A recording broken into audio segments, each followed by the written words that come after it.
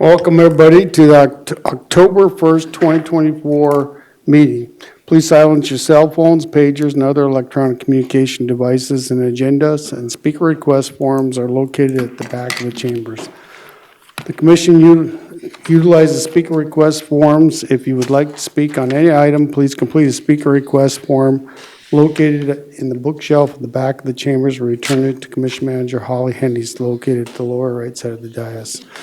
At this time, we'll call the meeting to order, and I'd ask Mr. Laster to do the moment of silence, reflection, followed by the Pledge of Allegiance.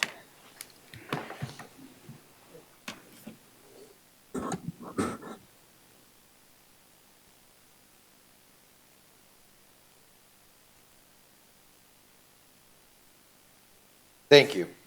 I pledge allegiance to the flag of the United States of America and to the republic for which it stands, one nation, under God, indivisible, with liberty and justice for all.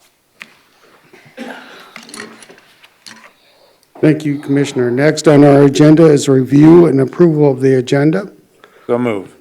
Moved by Drews, seconded by Roskinick. Any further discussion? Hearing none, all in favor indicate by saying aye. Aye.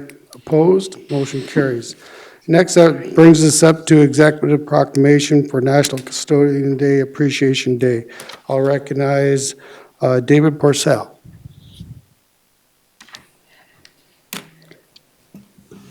Good morning, Commissioners. Davis Purcell, Director of Buildings and Grounds here at Pennington County. Before I read the proclamation, I just want to state a couple things. As you can probably see my custodial staff back there in the corner. We have Steve, who's our custodial supervisor, and then we have Irene and Grace, who are our AM shift employees, and all of our other custodians are evening shift, which is why they are not here. But I want to take just a quick moment and reflect on how important the work of our custodians are. Every day, whether we notice it or not, they ensure that our spaces are clean, our environments are welcoming, and that we can work in a safe and organized setting. The role is essential to the health, safety, and well-being of every person who enters our facilities, employees, visitors, and community members alike. Custodial work is rarely glamorous, and it often goes on behind the scenes, but please know that your work does not go unnoticed, and that each and every one of you is an essential part to what makes this organization successful. So thank you. Thank you, Davis. Is there any comments from the commission before you read the proclamation? Chair. Ms. Hadcock. Thank you to all the people that work with you to clean our community, or not our community, but our buildings. I really appreciate all your work. We try to give them some extra food and stuff when we do our fire service board and stuff, just because they work so hard, and bring them treats. So thank you for all you do. It's not easy. I clean our motel a lot of times doing floors and other stuff, and it's a lot of work. So I thank you for all you do and keeping us safe and keeping our buildings clean. So appreciate it. You have a great team. One of my friends is actually, her daughter is part of your team, so she really likes it here. And Pennington County treats her well. So thank you, Mr. Davis, for that as well. I'll make a comment that you guys, with the job that you guys do, you are the front line to maintenance and to the health and safety of everybody that comes into this building. I mean, any maintenance issues you guys point out so the maintenance can get the repairs done along with staff, and the upkeep is no easy task. I ran a floor care business for 10 years, and so I know that's part of it also, but the front line, especially during the COVID, I mean, they'd come in and you'd sanitize everything, and the work that you do is well appreciated. And this commission really appreciates all the hard work that you guys do for this building and all the others, and for us. Thank you. Mr. Chair. Mr. Rossman. Davis, I don't necessarily get to see all your employees because, you know, you work just about 24 hours a day. But what I do see is their work product. When I go into the restrooms, the common areas, our office, I mean, everything's just immaculate. And so just, when you see them, the ones that aren't here today, let them know that I really appreciate their hard work and efforts. Thank you. Any further comments? Mr. Purcell with the proclamation, please. Whereas custodians are our first line of defense in the war on germs, and often it is a thankless task. Custodians work behind the scenes and sometimes while we sleep. Sometimes we walk around them in the halls, not always seeing them or their work as important. And whereas Custodian Appreciation Day is celebrated every 2nd of October each year, it recognizes the hard work it takes to keep our buildings in tip-top shape, as well as recognize the people who diligently work to ensure we have workplaces that are spotless and sanitary. And whereas custodians contribute to critical first impressions and the success of any businesses or organizations by delivering outstanding services and running well-maintained buildings. And whereas their skills save businesses and organizations money. Well-maintained carpets and surfaces last longer. Seasonal updates and maintenance help buildings to run more efficiently. Custodial workers make sure buildings are ready for each season and running correctly. As a result, the buildings are safer and healthier for those entering them. And whereas the Pennington County buildings continually look organized and presentable because our custodians efficiently keep everything in top-notch condition. Now, therefore, we, the Pennington County Board of Commissioners of Pennington County, South Dakota, do hereby proclaim October 2nd, 2024 as National Custodian Appreciation Day. Mr. Chair, Mr. Drews. I'd move to approve the chair's signature on the executive proclamation declaring October 2nd, 2024 as National Custodian Appreciation Day. Second. Moved by Drews, seconded by Lassiter. Any further discussion? Hearing none, all in favor indicate by saying aye. Aye. Aye. Opposed, motion carries. Thank you, Mr. guys. Davis.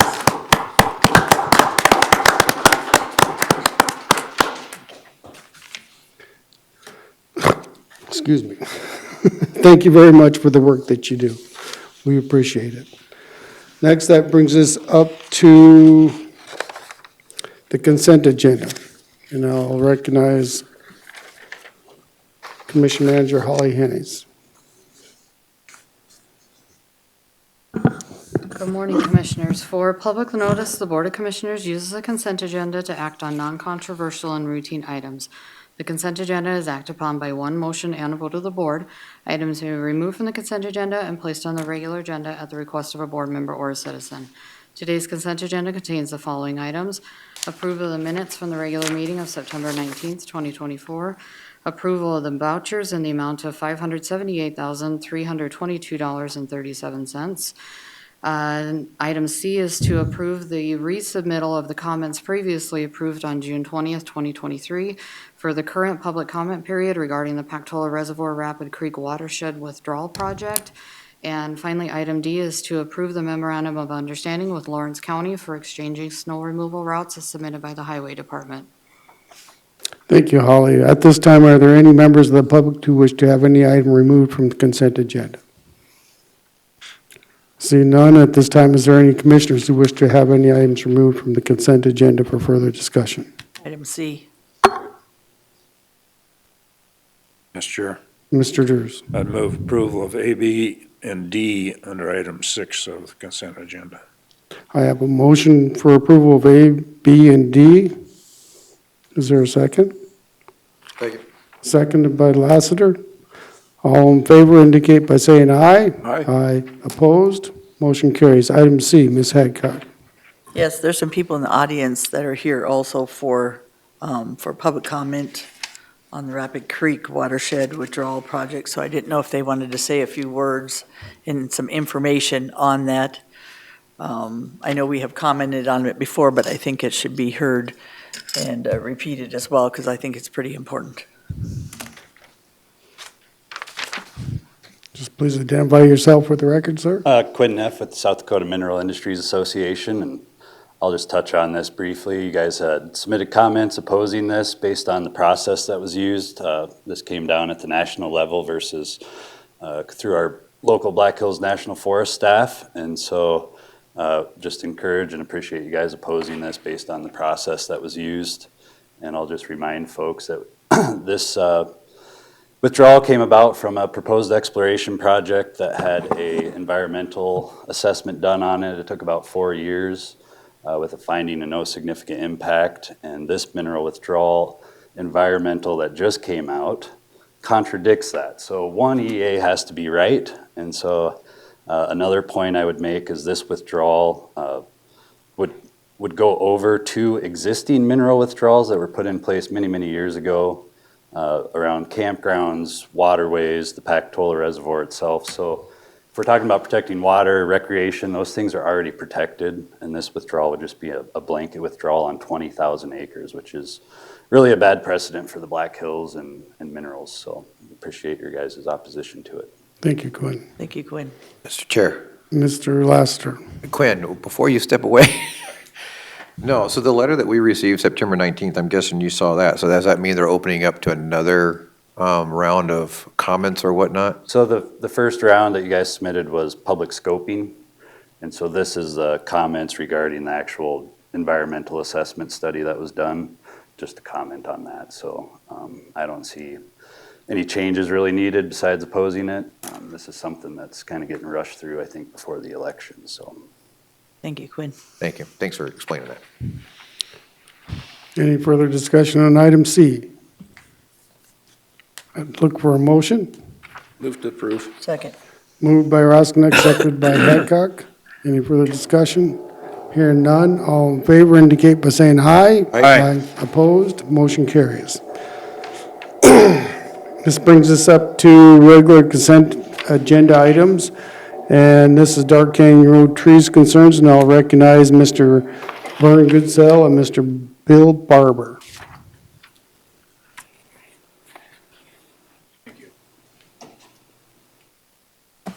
For the record, most of you know me, but my name is Vern Goodsell, and I'm appearing today because I own the property that's just right above the trees we're talking about and got notice of this. And also Rob Cheddar is owner of the property that's closest to us, and probably Doc Ireland might own some of the property, a sliver that runs through this particular area. First, I want to thank you all for coming out because many of you have been out there, and frankly, that's above and beyond the call of duty to take time to come out to do this. And I want to thank you, and thank you on behalf of Bill Barber and Bill Young, who have participated with me in getting this done, along with Rob Cheddar that supports this move in terms of preserving the trees. This is a matter of preservation, and in contrast to that is an issue of safety that's been raised by Joe. And the safety issue I'm going to address, but before I do that, in our discussions with Joe, in our discussions with the residents out there, is that every one of them have acknowledged that the highway department has done a very good job in terms of taking care of the Dark Canyon Road, both in terms of maintenance, keeping it up, and both in snow removal. It's just absolutely been amazing. So we're not critical of that. But there is a part that we're frustrated and somewhat angered over. That is the trees. And the question is, why are these trees the target? By this I mean, why now? These trees have been there for 75, maybe some up to 100 years. They have survived the flood in 72. They have survived the snowfall we had at the turn of about 2004 or 5, when we had 3 or 4 foot of snow out there, and it broke I don't know how many hundreds of pine trees off, and cottonwood trees were down all over the place, across the roads, across driveways. The oak trees are still there, never drop because they're old, they're stubborn, and they have a lot of value in terms of being good trees and eventually value in terms of actually firewood. So there's been decades out there where there has been no accidents in this particular area. Now, we submitted to you a number of photos, and I'm not going to go through those and belabor them. You've been out there. If there's any questions, I'll answer those at the end here. But what we're looking at right now is we have decades where there's been no accidents. We have one documented plow, possibly a plow, that injured one of the trees that scarred. The exact time we don't know about. Now, I will say this, is that having had snow removal out there for decades, having had big plows out there for a number of years after enhancement of the bridges, is I'm not sure when that scar occurred, but I think it again speaks to the skill and the safety and the reliability of the department to be able to execute and remove snow without creating any type of danger to the equipment or danger to the individuals there. So the other thing is that it's most important when you look at safety is look at what we call functional safety. That means how long has this functioned safely? And the answer is years. There's been no known accident in the stretch where these trees are at. There have been some cars go off the road at apex of curves, and I think there was one fatality of a motorcycle at the far bridge some years ago. Other than that, there's been no accidents in the canyons significantly, and nothing in the area we're talking about. So if you look at function, it functions safely. If visibility is fine, is it there isn't any crash hazard because the speed's 25 miles an hour through there. Besides that, it's very narrow, and narrow is an enhancement of slowing down. And it's very important to notice that. If you clear the trees out, they'll go faster. And we can document that by looking at construction sites on the interstate. You go back 20 years ago, and they had 12-foot lanes. You go with now, you got to slow down because they realize that if we narrow it, people will slow down in a narrow opening. And so it narrows and the speed's 25, so there really isn't any hazard that's going to go in terms of crash hazards on this. As far as these trees tumbling down and blocking the road because of snow or rain, not likely. They haven't done it, I don't know how many decades or years, because they're simply oak trees. So why now? Next, why these trees? Is that we submitted documents to you that show that there are 8 pinch points infringements on Dark Canyon alone that are similar or greater than the trees in question. And I have the rocks up here because that's the most significant part, is that we ask ourselves, why leave the rocks? They're the most dangerous, and cut the trees. Now, I'm going to come back to that, but first I want to address the pinch points that are out there. If you take the pictures that the department has given to you, line up that snowplow exactly in the same position in the road as it relates to the other 8 impingements, you'll see that the blade is going to be way over and into the impingement. It's just that simple. Is that the other ones are the same, some cases a little bit less, some cases a little bit more, but all of them are impingement. Now, this impingement isn't just in Dark Canyon. Is that we have the same thing in Nameless Cave. There's a big rock towards the tail end of it that's huge. Haisiga, when you drop down, is that you have the basal rock that's down there that's much harder than the limestone or sandstone we have here. And then if you go to Thunderhead Falls, is that you still have the same type of tree impingements all the way around. So why these trees? That's the question. Then if we take a look at the logistics or demographics of Dark Canyon, and Bill Young has pointed this out, is that there's approximately 31 plus people that reside in the canyon, and about 5 of those tend to be more summer residents. In contrast to Haisiga, Nameless Cave, and Thunderhead Falls, all those have tourist locations at the end of them. A lodge, the falls, and the cave. There isn't any tourism in Dark Canyon. Most we get in tourism in Dark Canyon is we have kids come up with inner tubes and kayaks now and float down the canyon. So there isn't much for tourists. There isn't much for development in the canyon. And Bill Barber has developed this in terms of the traffic and what is out there. He's been a developer for years, and his family and his dad. And there simply isn't much room in terms of the logistics, the floodplain, to simply have any real increase. So the increase that we would anticipate is going to be very modest over the next 10 years. Now then as we move to the final why cut the trees when the rocks are the most dangerous thing we have out there? And I have the rocks up here. The rocks are about the same, and this is when you drop down, you don't see the drop down in the photo, but the rocks are about the same impingement as the trees. In fact, the point of the rock's a little bit closer. It's also downhill, so the plow is going to be going faster to some extent, or the cars. And it also is about the same length, about 75 yards, The rock outcrop is more like 60-some yards. And so all of this adds up to, okay, why now? Why these trees? Why leave the rocks and cut the trees? There's a historic preservation aspect to this, is that we find very few places where you have this kind of a natural arbor, where you have this kind of natural tree. We want to try to preserve that in Dark Canyon because that's unique to Dark Canyon. It's going to be an area where there's not going to be a lot of development expanding the road. And so we've been able to live with this without any accidents. We have one snowplow incident, which I think is a credit, rather than claiming they couldn't handle it. It's a credit to exactly the skill that they have to be able to manage and go around. All the impingements are there. So we have 8 impingements out there, and the trees are the target. We're saying this doesn't make any sense, is that the trees need to be preserved. Now, one of the arguments you're going to hear or see, and you saw in the photos, are big plows.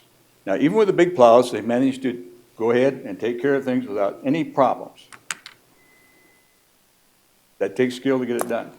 But also, it's not necessary to use big plows. You can adjust the blade on the plow, or you can simply use a smaller blade or a smaller plow. Now, it may not be convenient, and if you notice in Joe's report to you, he's saying that it impedes. Impedes is simply another word saying it's inconvenient. And so we think that the inconvenience, in the absence of any safety issues that have been presented, is that the trees should be preserved. And with that, I would open it up to any discussions or questions you might have. Does anybody have any questions for Vern? Mr. Chair. Mr. Roskinek? So Vern, I've read your dialogue, and what motion would you like to see the commission make today in reference to addressing the trees and your concern with the trees? We'd like to have the commission authorize the preservation of these trees. That's what we've requested on this, and that's what we would like to have preserved. And we think that there's a historical value to that, a traditional value of the canyon that's appropriate to preserve these trees, and that the impediments that it may have in terms of snow removal are not much different than any other place in the canyon that we've identified. And for that reason, we simply say, you know, it's not a safety issue. There's been no accidents. There's been no harm. There's been no loss of equipment. There's been no one injured in this. So we think that preservation is the route to go. I guess my question is, when we define preservation, just how, I understand we don't want the highway department to cut the trees, but preservation, that goes a little bit deeper. I guess that's, how do you refine that? Well, I think you can refine it as there's about 7 trees that I think they've been identified for removal. And then we talked to Joe, and he thought maybe you could get that down to just removing 3 of the trees. But 3 of those trees are the more prominent ones that form the canopy. And so that would be the primary area that we're looking at. Now, there isn't any question that, you know, in terms of the right-of-way, they can come in and move whatever they need to move for safety reasons if they need to get that done. But we simply feel that the safety reasons aren't there, and that the inconvenience or the fact that it may impede a little bit on snow removal is not great enough issue to take the trees. The trees have been there for 75 to 100 years, and once they're cut, they're gone and don't come back. Okay, I guess when you say preservation, is like if the trees are starting to get bug infested, that we would have to hire somebody to go there and take care of that, because that would be preservation. So you're just kind of focusing on our highway department and their intent to take some of the trees out. That's right. Yeah, no, it's we're not asking you to preserve them against bugs or lightning strikes or anything of this nature, or if they collapse, this type of thing at all. We're simply trying to preserve it from the standpoint that the highway department, and going back, you know, once the highway department and Joe makes a determination of safety, I understand he has to stick with that, but I'm coming to you and explaining that it's really not a safety issue, it's a plow issue. A plow issue is how big are the plows. They've been able to use the big plows fairly successfully. Now, if we have to, they can use smaller plows, but all this is stuff that can be done to preserve the trees as they are now, but not necessarily against bugs and lightning and Yeah, I other just wanted casualties. to clarify that. Yeah, we don't want you to assume that responsibility. It's too great. Mr. Drew? So, Mr. Goodsell, Yes. when I was out there and spoke to you, I thought, and I didn't create this, but it's an idea of how to eliminate the issue completely, and that's to establish a road district for that area. And I believe that there is a road district that is established further down on Dark Canyon where it turns from asphalt to the gravel. And I think if I read this correctly, there's like 19 homes on that portion of it, and they have a road district.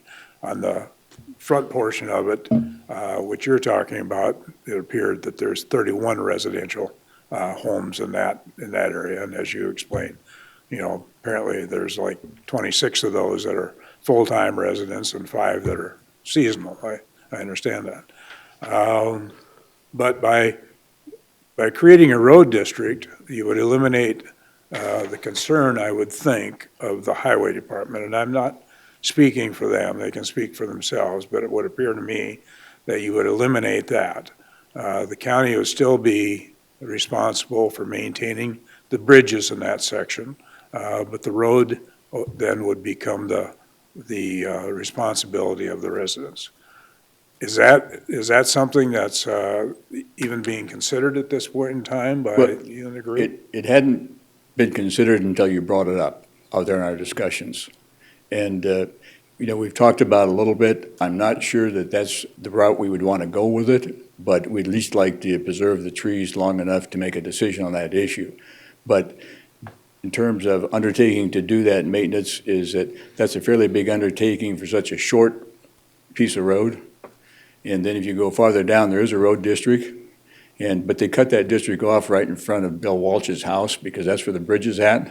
And they didn't want to assume the responsibility for the bridge. So I don't know how that works out, technically speaking, as to who would assume the responsibility for the bridges, if there was one on the portion we're talking about. I would ask Joe to speak to that when he gets up and speaks. Pardon? I would ask Joe Miller to Sure. speak to that Joe probably knows, yeah. about the bridges Yeah, when he gets up. I just don't know. Okay. And I'll let the highway department come up after you're done. Certainly. Any further questions for Vern? No, Ms. Sure. Hadcock? so I went out there as well, and I also went to Nameless Cave Road afterwards. I'm seeing more of the safety factor of the blind corners with the big plow in between the roads than I do the trees. Just from going around the corners and seeing the safety factor, if they're worried about a safety factor. I'm with you, Mr. Goodsell. I think in one spot to have an issue in the whole canyon or 3 canyons and to have to tell them to do a road district and to tell them that it's a safety factor. Well, a plow guy moving his truck once on one corner where there's some trees in the whole canyons and having to do it on the rock outcroppings in other places, just learning how to manipulate in the canyons where they have smaller roads. There's only 31 people in this district, in this area.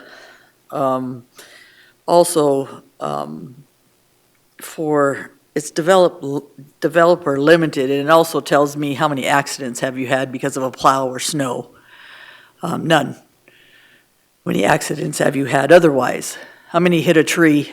How many have hit that tree besides that plow?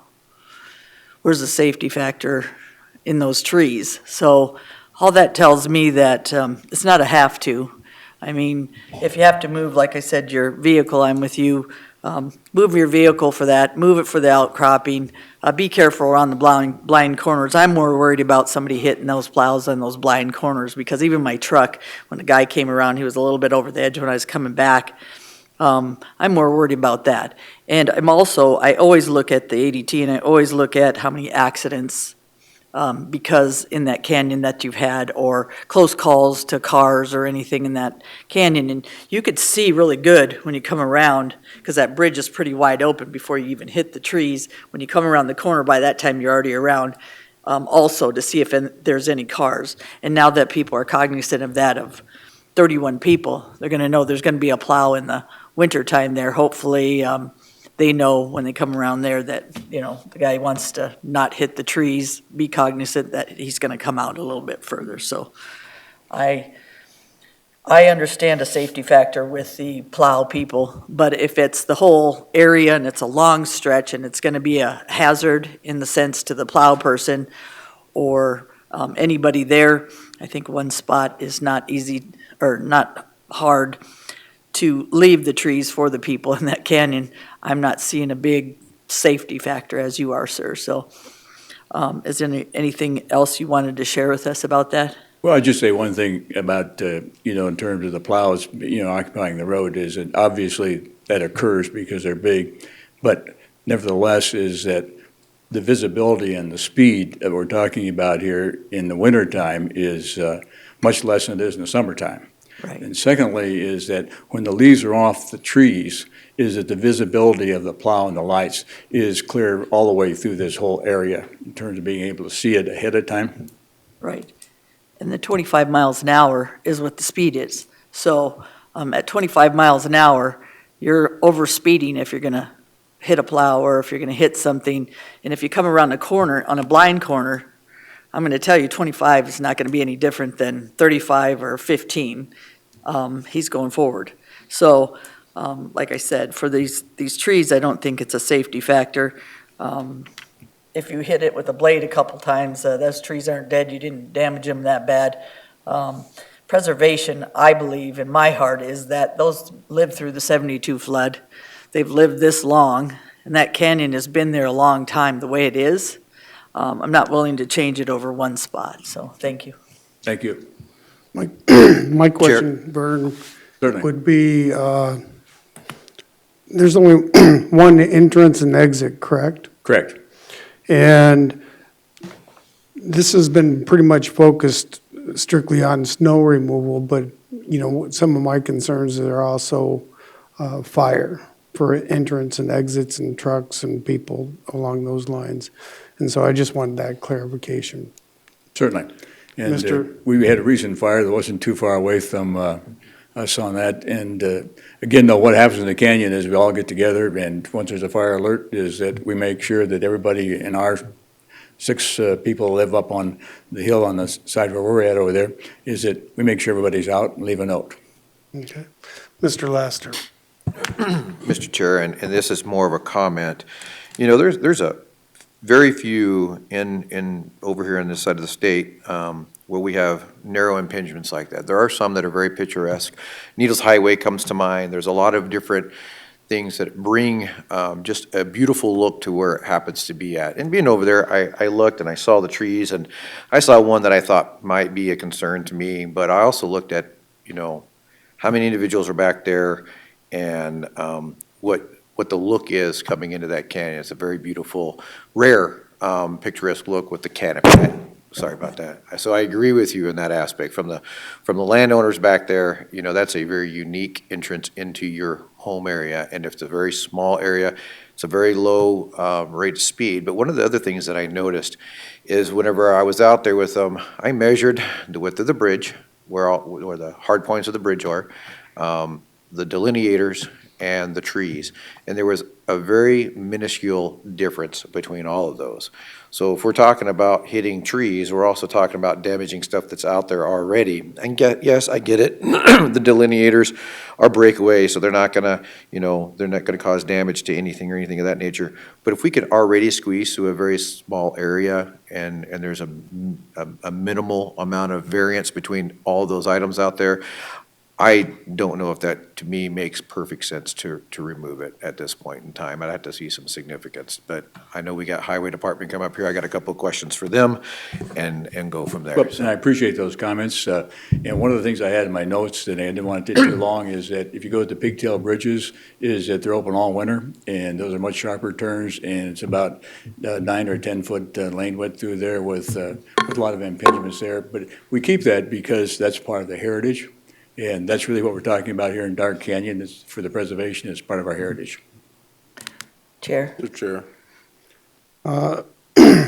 I'll go back to Hancock and then you. Just a fast comment. So on the west side, if you look at their streets, they're not 24, I don't think, wide. In some of those areas across from Canyon Lake and stuff. How do they get through there with the cars and everything with their big plows and stuff? So people with plows, and you're doing plowing, you're going to have to be considerate of some of the smaller roads that have been around for a long time. It's not just this road. So, like I said, preservation is they could take all those streets and turn them into wider and take everybody's right away and do what they need to do there, but they never have. So This is another example of, some of the areas are just been there a long time, and we don't want to do that. And they don't, for fire service, you has to have, for now, any 40-unit rule, they have to have a fire evacuation, flood evacuation plan for all the, not only Thunderhead Falls and Nameless Cave and the other ones, it's the new rule, so I can appreciate that as well, moving forward. You done? Yes, sir. Mr. Roskinek. Oh, just a side note, I think this area was impacted, maybe not directly, but 1988, the Westbury Trails fire, that reached all the way just to the top of Dark Canyon, so I'm sure there's some evacuation notices back in 1988, but what I see this is just a matter of common sense versus policy, so That's pretty much, yeah, that's anyhow. exactly right. Mr. Chair. let Gary speak. Mr. True. One final thing for me, and another argument for a road district is that I think anytime that we as a county allow an impingement like the trees to be there, I think it does put additional liability on us if something does happen. And so I think the road district would alleviate that responsibility of the county also.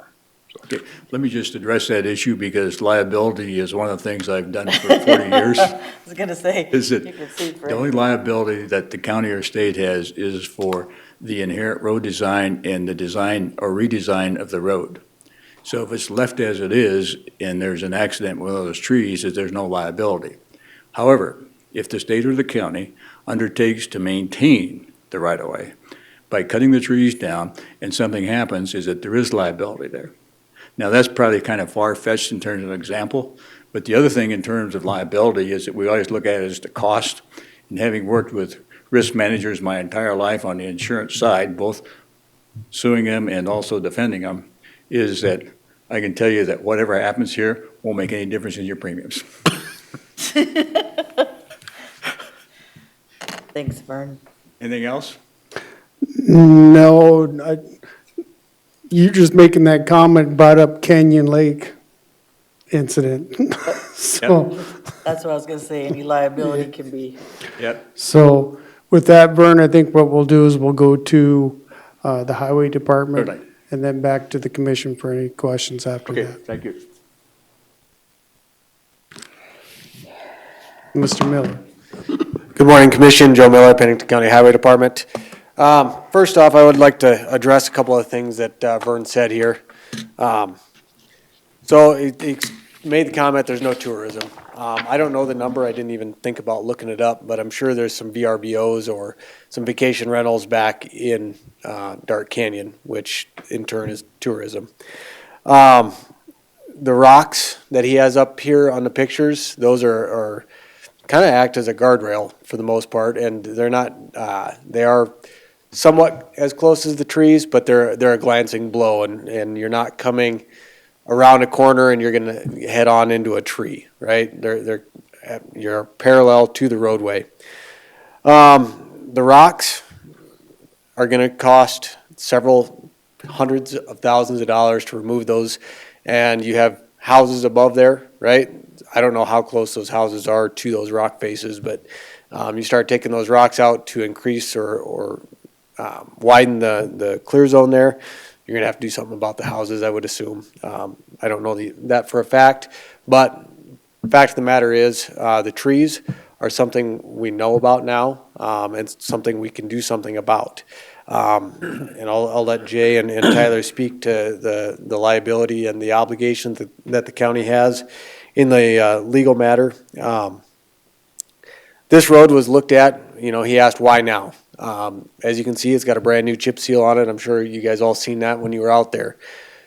Before a chip seal, we typically like to go through and do drainage work on all of these roads. And that's what was happening in April and May. These trees and the road was looked at for drainage work, because when you're chip sealing a road, you don't want to pull up all the dirt and the stuff onto a brand new chip seal. You're gonna ruin the chip seal or have a possibility of damaging it. That's why this road now, right? That's the answer to that question.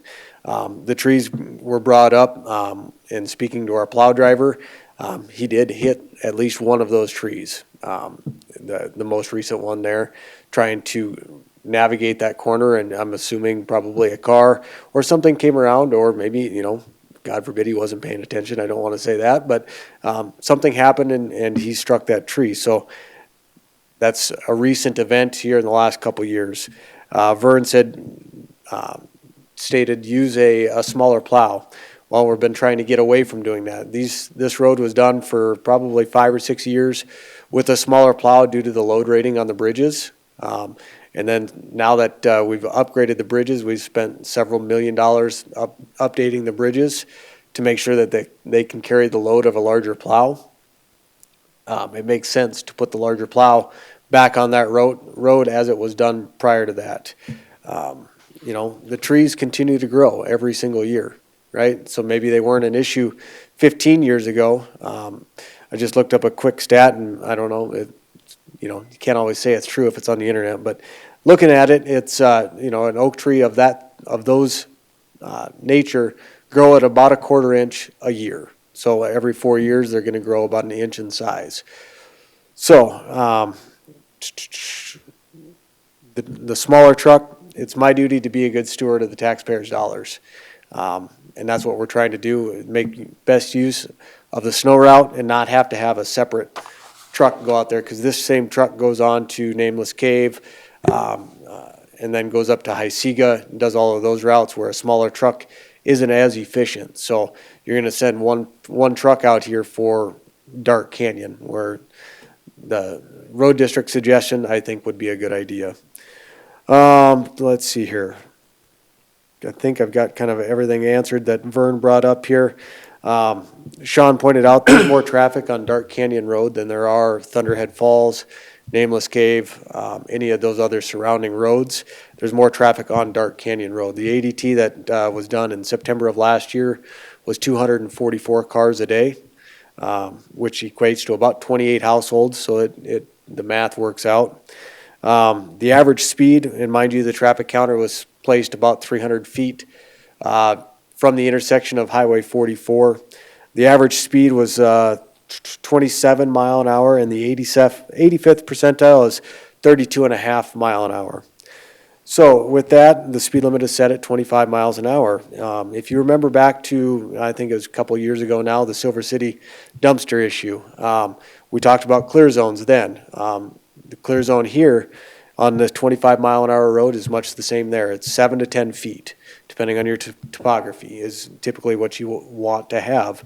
Your clear zone is free of anything, rocks, trees, stuff like that, that we can typically get out. And allow if a car leaves the roadway, it can return to the roadway safely. Oh, let's see here. The trees are hindering drainage works that needs to go on. I think all the residents and the commissioners that were out there recognize the need for the drainage work. The water does sit on the road right there, and eventually it's going to cause the road to fail. With that, I'll stand for any questions. Mr. Chair, Mr. Laster. I have 3 questions, but one might dive a little bit deeper after what he said. So if you will indulge this, I didn't know about the typically the hand-in-hand chip seal work with the drainage work. So why did you go ahead and do the chip seal if we decided to wait and postpone the removal of the trees, if doing that drainage work could actually damage the chip seal road? So I guess I'm kind of lost in that. Why wouldn't you pause the whole work until we got this figured out, if that's part of your concern? So that's a very good question. This was already scheduled. This was a contractor chip seal work. So it was on the contractor to do this year. So could we have pulled it off the contract? Absolutely. But then it would have been another probably 3 or 4 years before we got back to it, because next year the contractor chip seal is going to be east of town, Rapid Valley. So it would have been a higher cost next year or the year after to then chip seal this road. And then you're also postponing the maintenance, which the road needs to keep the water out of the road. So we kind of, I guess, double-edged sword there, and we chose the latter to go ahead and chip seal it and try and preserve the road from any water that may be sitting on it or getting into the base. Okay, at risk of damaging the road currently. Okay. Second question I have is with that bridge clearing, if it goes into a road district like Commissioner Drews was talking about, you still have to clear the two bridges out there, right? As far as what do you mean clear? Well, there's the bridge right before the trees, is that Yep, correct? You would still have to maintain, right? You'd have to maintain that bridge.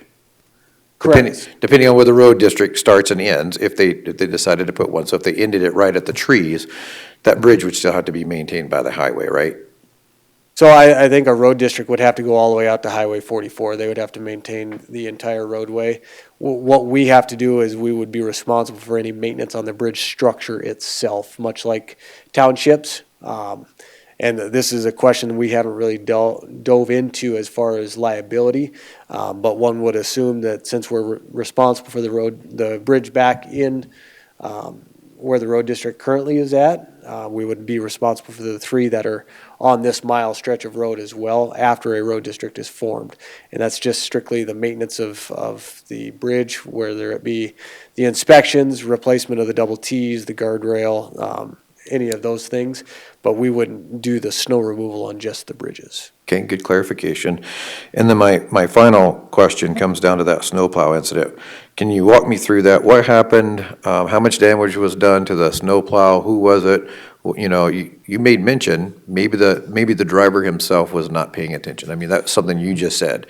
So we're gonna make a determination when one incident and how many years in that area off of one guy who, as you just admitted, might have just not been paying attention. We don't know, And I right? don't know exactly what happened, right? We know that the snowplow struck the tree.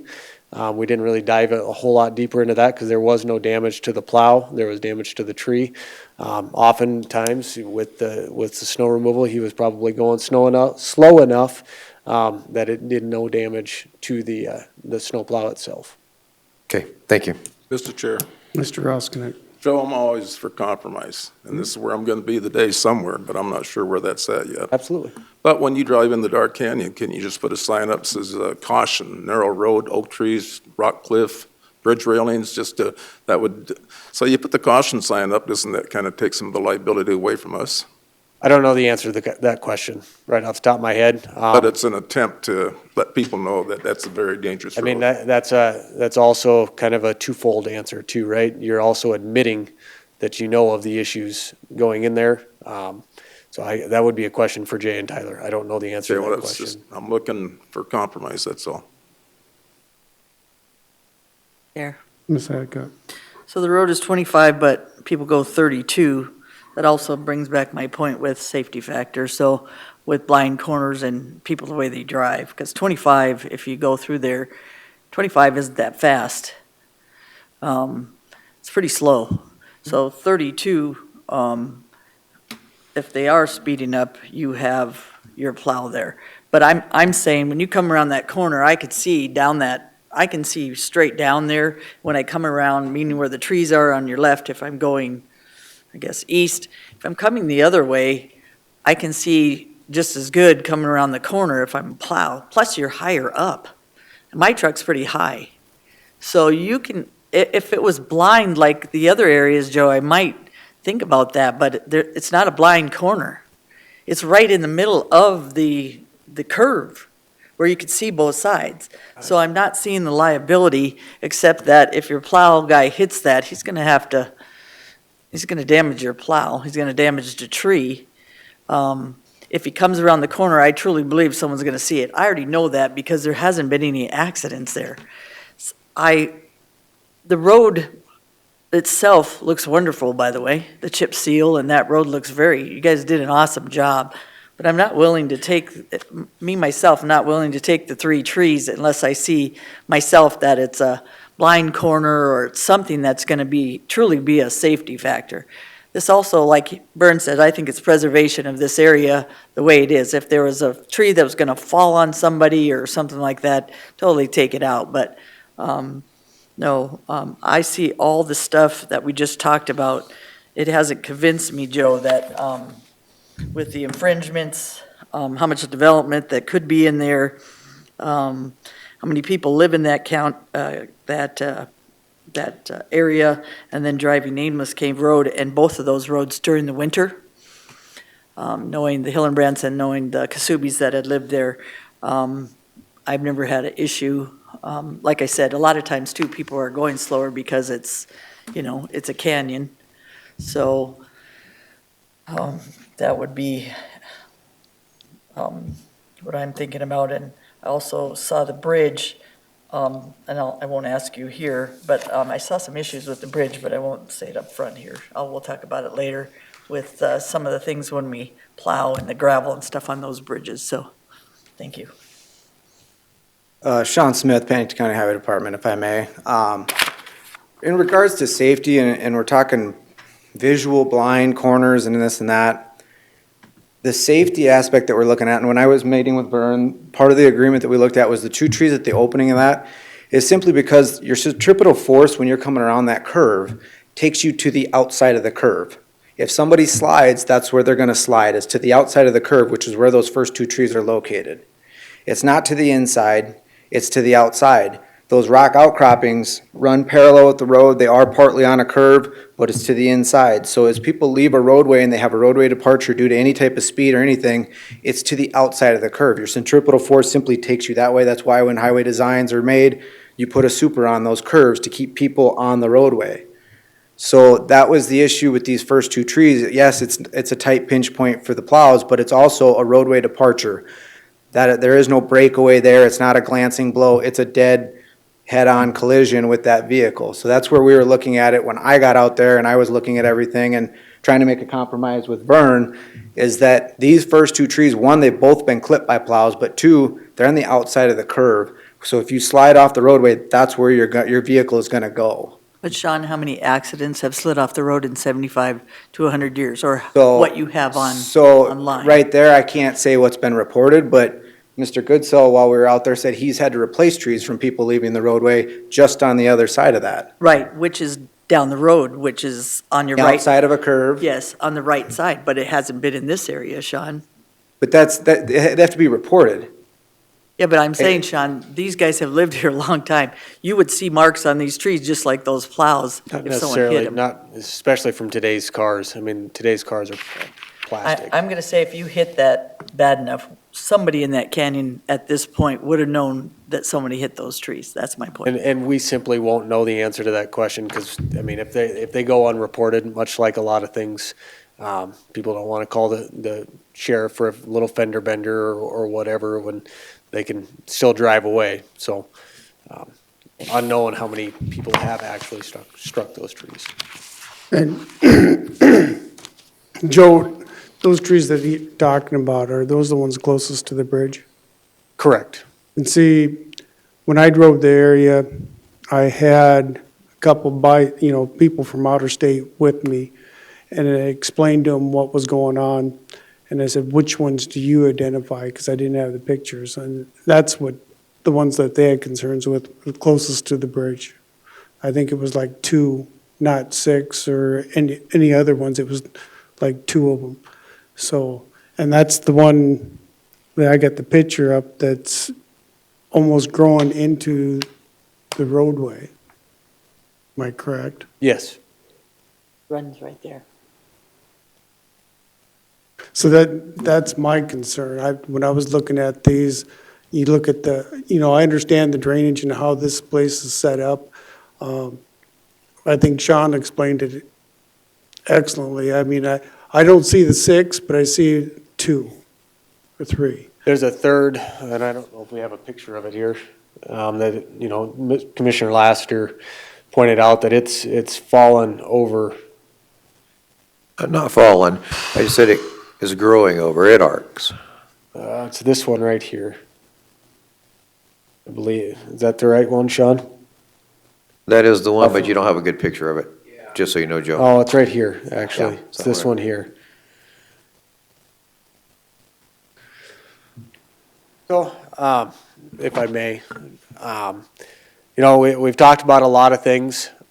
This roadway, these oak trees are probably, as people have stated, 75 to 100 years old. They're going to continue to grow. Preservation is a broad term. Our duty as a highway department is to minimize the risk to the traveling public and to maintain our roadways. And there's some pretty clear statute, definition in statute, I believe, that, we have a duty to remove these obstacles or these weeds and trees that are within the right of way. I guess if you have any more questions on that, I'll let Jay and Tyler kind of elaborate on that. But, we wouldn't be doing our job if we weren't here trying to maintain this roadway and remove these trees. I will still maintain the opinion that likely all of these trees need to go to get that opened up and get that clear zone. And if you drive Thunderhead Falls, you drive Nameless Cave, you drive any of the roads in that vicinity, there's not a roadway, or there's not trees this close to the road. Maybe onesies, maybe twosies, but there's not a whole grove of trees or the arbor like this.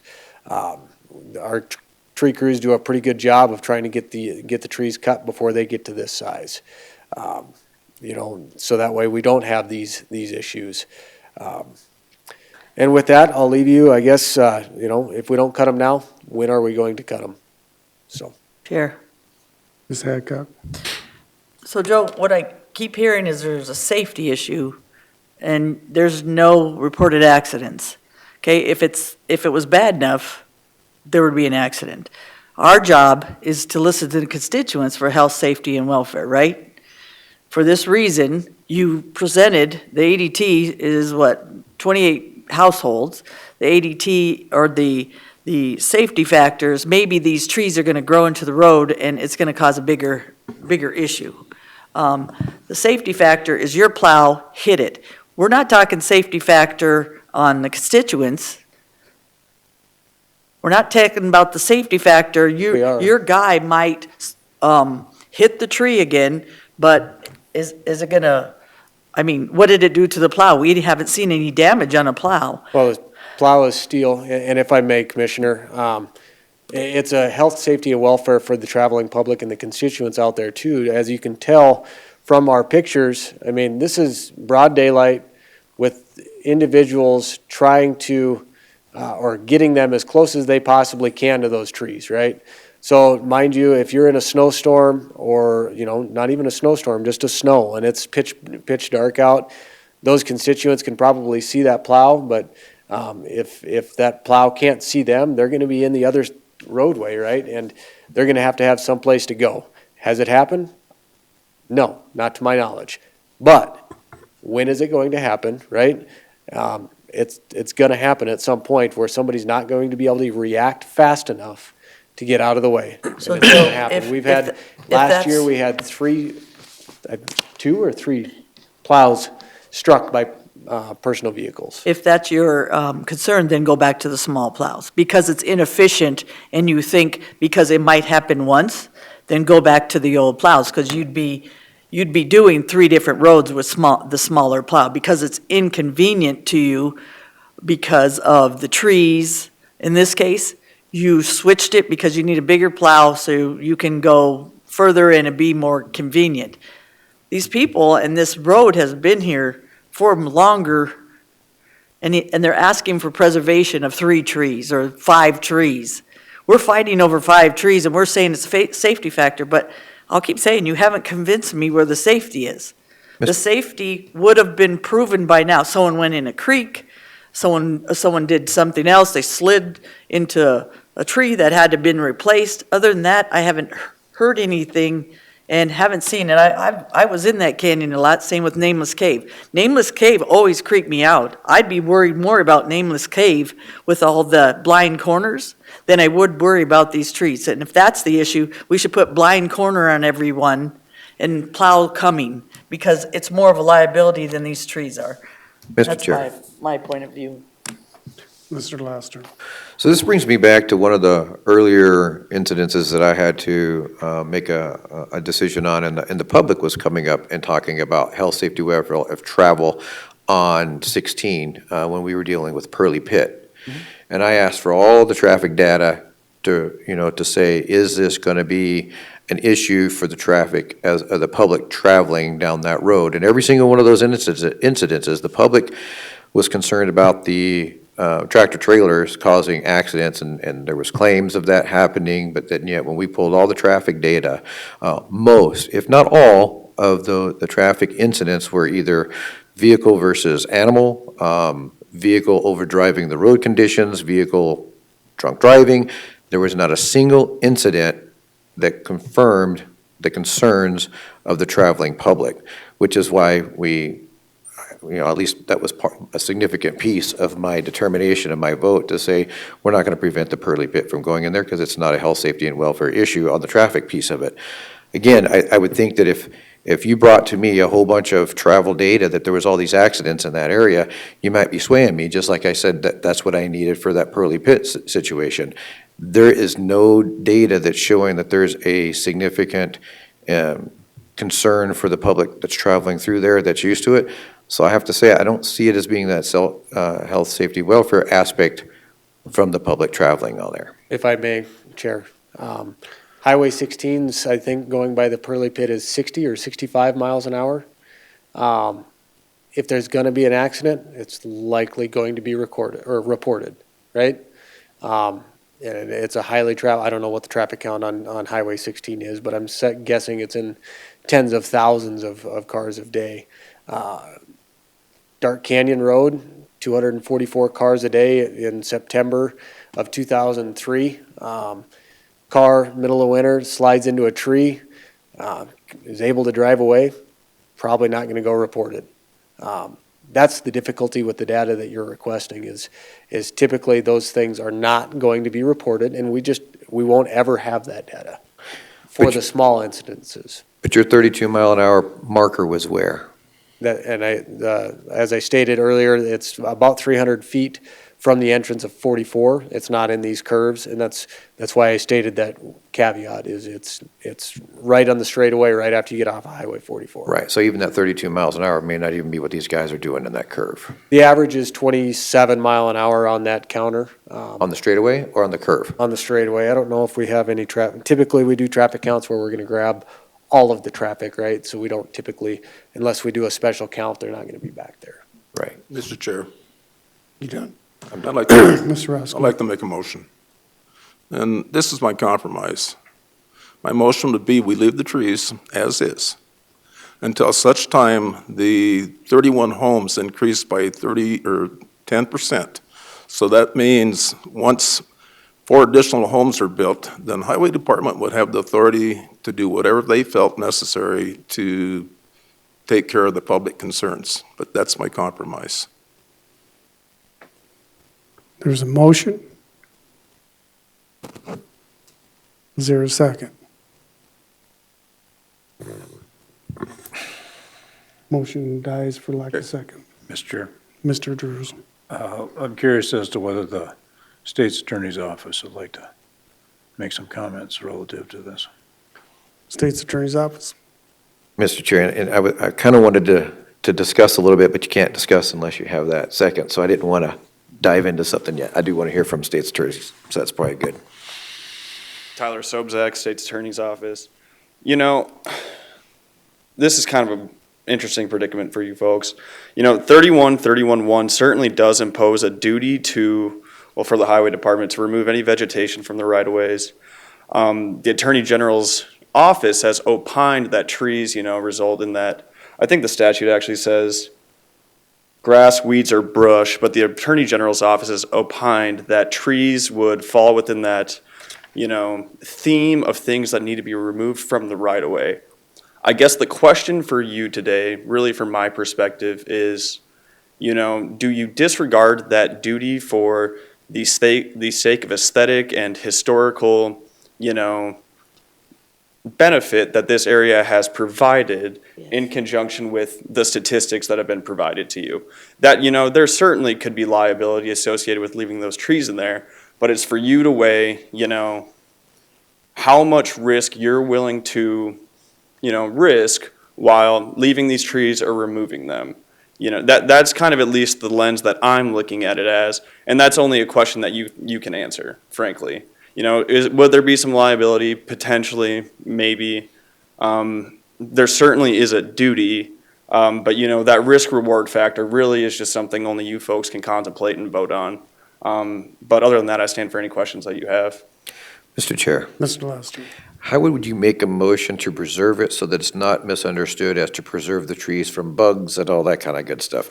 Maybe that's the question that I would like to have answered. And I'm kind of just spitballing here, maybe a motion to prevent removal for trees on Dark Canyon Road until X date. I think that maybe would be the cleanest one. There certainly was I'm going to call it the occupancy choice that Commissioner Rosknecht brought up. But, I think a motion to prevent removal until date, well, I guess would be the cleanest way I can think about it in my mind. But there certainly could be a certain, number of qualifications I think that could make lieu instead of such, a Follow date. up. But that wouldn't include if something happened and a tree got damaged and it had to be removed, such as, let's say a lightning struck one of the trees and caused a significant amount of damage. That would not prevent that from happening. I just want to make sure that we're not going to put wording in there that legally there's going to be some crazy, I know how all you lawyers think after talking to about 15 of y'all all have different opinions. So I don't want to get myself into a pickle by making a certain term here, and then the term changed 20 years from now. Right, go ahead. If I may, Tyler, I mean, making a motion such as that is really going to hinder the highway department and/or the county commissioners from doing what they need to do to preserve the roadway for their constituents, right? I mean, there's a lot of different reasons that these trees can damage a roadway. We haven't seen it out there yet, and I'm very surprised as to how we haven't. But those that have been on the city council have probably seen tree roots coming up through curbs and stuff like that. I'm very surprised that we haven't seen that out here yet. Is that coming? I don't know. But, I mean, I would be very lenient or leery on trying to make that sort of motion I'll leave it to Tyler to try and figure that conundrum out, but. Vern, do you have something that would save us? Just, Maybe Vern has something he could, liability-wise, and Well, he's expressed the duty that they have, but there's a difference between duty and liability. Is that the duty is instructions to go do this. Liability is that if they don't do it, is there a claim back by somebody that has an accident? And generally, if you don't undertake to maintain or do something, is that you're not responsible for the inherent design of the road, no matter how old it is or how new it is. And so we run into this all the time with design factors, is that there's no cause of action in South Dakota for improper design or failure to correct a bad design. But once you undertake to do something in the right-of-way, is that then you're going to be responsible for anything that happens in that right-of-way. So actually you have less liability by leaving the trees. Now I would comment on a couple other things that were addressed here. One is, I talked to you in terms of the history of this. And functional safety is a term that's used by safety engineers when they talk about the history and lack of data, is that functional safety means this has functioned for decades safely with only one identifiable incident. Now, the other thing I would address too is the drainage issues. And I'm not a hydrologist, but where it puddles, and if we can go back here, maybe I can. See if we can. so we can postpone it indefinitely again. It doesn't have to be a motion. If you look and you can see the yellow where they're standing and the red pickup, that's where it puddles on that. Now, Right? If it comes up again. okay, let's see if we can get it right. Thanks, Joe. So he doesn't have to be either way. There we go. That's it, yep. Where it's going to puddle is on the inside of the apex of the curve down there, and that's clear to the far right, and it's blocked so you visually can't see that. Now, the road appears to drop down about where the last trees are. It begins to drain that way, And the reason why I bring this up is that Tittle Springs sits just to the left of what you're looking at there in this. And Tittle Springs is one of the natural aspects of this. You probably didn't look at it when you were out there, but it comes up over by where Cheddar's got his road cut in there to go through the old, it comes up, that's a spring that comes up. It's about 6 feet wide and about a foot deep, and it drains down just below the bridge. So anything from what we're looking at here is going to drain back into us, and some of it's going to drain back that apex on it. But still, that's not a huge amount of water that's sitting on that road on a regular basis. So I have a motion. Postpone Ms. indefinitely. Hadcock, I'm going to make the motion to postpone indefinitely. I'd second that. there's been a motion to postpone indefinitely and a second by Mr. Laster. Any discussion on that motion? Mr. Chair, I just want to make clarification. We're not just postponing, the Dark Canyon Road trees concern. We're postponing removing of those trees. I just want to make sure that's clear in the motion. Yes. Tyler? And I think, as you're thinking, Tyler, I'll recognize Risk Manager Walter. Good morning, Commissioners. Pennington County Risk Manager. So yes, I'm not here about the statistics or anything that has been spoken about today. When this was brought to my concern about these trees, I automatically went to our insurance carrier and asked them, what is our liability on this? So Vern is absolutely right. There's functional, but then there's also nominal safety. Nominal safety is does it meet the road's criteria? So nominal could be anywhere from what's prior to the road being built or to what Joe is trying to get at. Yes, these trees are growing year after year after year. What is it going to be in 5 years? What is it going to be in 10 years? That's your nominal safety. What are we looking at down the road?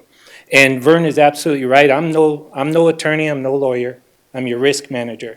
But when it comes to liability, yes, we could leave the trees and not be held liable, but yet we can because it's brought up now. It was brought up as a safety concern for our public. That's where we'll be held liable. If an incident does occur by either means of a plow incident or a citizen going off the road like Sean was talking about, your virtual motion going into the curve there, that is something that Pennington County just brought up.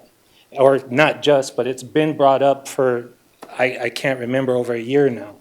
So that's where our liability does lay on this road. But Walter, we've had that in the city where you have liability for anything.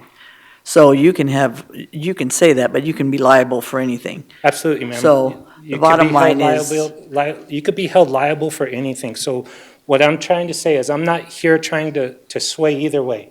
Right. I'm coming to you guys as the risk manager, and when this was brought up brought up to me to look into, that's what the findings were. Thank you. So that's what we need to look at also. Mr. Chair. Oh, Ms. Hadcock, you finished?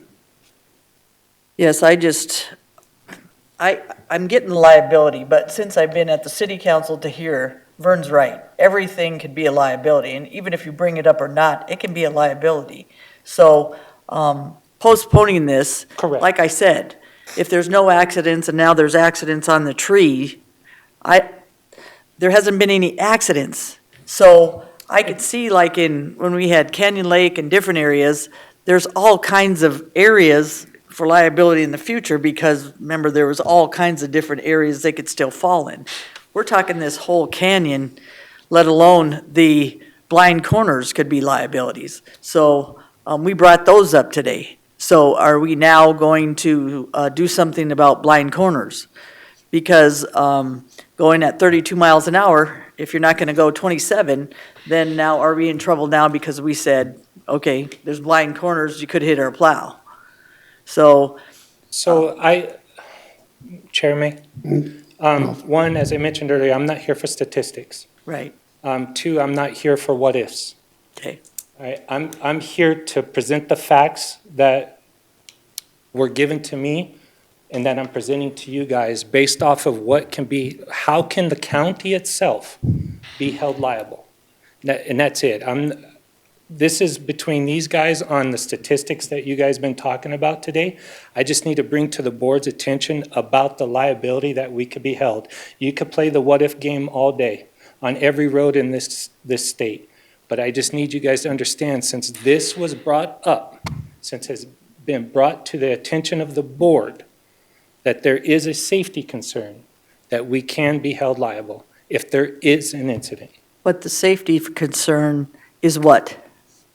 What we find was the safety concern, Walter. The safety concern on this is that the plow will have to go past the yellow line, and if you have those vehicles that are coming around that blind curve, not reacting fast enough for that vehicle, that's where that concern is. That's where that safety concern is.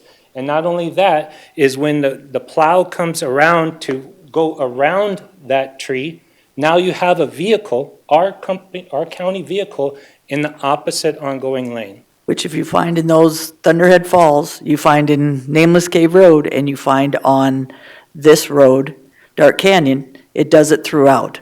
I understand that, ma'am, but we're No. not talking about those. We're talking about what was brought up to my attention, which was Dark Canyon Road.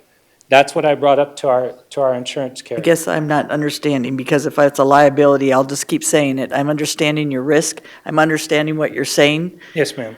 but I'm also, the safety factor is not just the trees. So if we're going to do safety factor, and we're gonna worry about the whole safety factor, are we gonna change the road to 10 miles an hour so we go around a blind corner to make sure that the plow and everybody coming around that, do you see what I'm saying? If it was a safety factor, Walter, I get it. If the tree grows into the road and you hit it, or you have a tree fall, one of those trees fall because it's something or other, I get it. But you have that whole safety factor on both sides of that road then, not just one. So we should probably just cut the canyon on the trees on both sides just to make the safety factor. If that's what the board decides, ma'am. Okay, Mr. Ross Connect. So Walter, you know that I've appraised real estate for 30 years. Yes, sir. And my appraisals are based on factual data. Yes, sir. You can't sit there and somebody says, I assume this and I heard this. And what I heard the day is that there really has been no reported accidents on this area. But I've heard a lot of assumptions. This could happen, this could happen, this could happen. And so my final decision, when it comes to that, it's going to be in favor of the landowners. And Commissioner. Based on, until such time, somebody brings me some factual data that I can lean on. And Chair Mayor, Commissioner, you're 100% correct. I'm not here to sway you one way or another. I'm here to give you guys what was brought to my attention, and I brought to our insurance's attention, since this was brought up as a safety concern, what could possibly happen with the county. And that's it. I'm not here to sway you guys. I'm not here to say, let's go this way or this way. And you're absolutely right. Numbers speak volume. But I needed you guys to hear what was brought up, what was found out by me. Mr. Chair. Mr. Drews. I would offer a substitute motion that we postpone for 1 year. I'll second that motion. Mr. Chair, Mr. Lester. actually, I was going to ask Jay to come up, or Tyler, one of the two. I want to ask a question. I was thinking of a different motion as well, but I just want to understand the consequences of it, because the current primary motion would kind of leave us in limbo. It postpones it for a while, until somebody brings it up. Yours is postponing it to a year. What happens if a tree gets damaged right now and it causes an imminent danger There you go. and it's postponed? I've got a different motion that I think might fit in that, and I just wanted to ask some information on that to see if that would fit what I've got a concern about. And it would be to leave the trees in place until such a time as there is an immediate safety issue that shall be brought to the Board of Commission to address on a case-by-case basis. Would that do better than just postponing it for an indefinite amount of time, or postponing it for a year, to give us the opportunity, if there is a true safety issue because somebody hits that leaning tree and it causes it to snap, and now we've really got to move it for true safety purposes, does that better help us? Jay, I hope I made that clear. Jay Elderman with State's Attorney's Office. Your would be the third. Yeah, it'd be another. And has multiple parts to it, and I guess, that puts kind of the highway department in more of a quandary of, are all of those criteria met or not? What I heard Mr. Goodsell mention earlier is, I'm not talking about if one fell over or got struck by lightning or caught fire and was damaged beyond aesthetics and so forth. Remove it. It's got to go. It's a problem. I would like to see them not cut down just carte blanche this afternoon. And so the idea of let's postpone this discussion for 1 year doesn't seem outrageous to me. But if something happens to the trees, and Vern can come back up, if something needs to be done tomorrow, you bring it in here and talk about it if you feel it needs to, or Joe takes care of it. 'Cause the bottom line is, and I didn't want to necessarily do this, but here I go. All of us love trees, and we would love to preserve God's beauty, absolutely, 100%. Has there been evidence presented of a potential liability issue here? Absolutely there is. No one's going to deny trees this close to the road pose no danger at all. Of course they do. But we haven't had proof of any accident to date.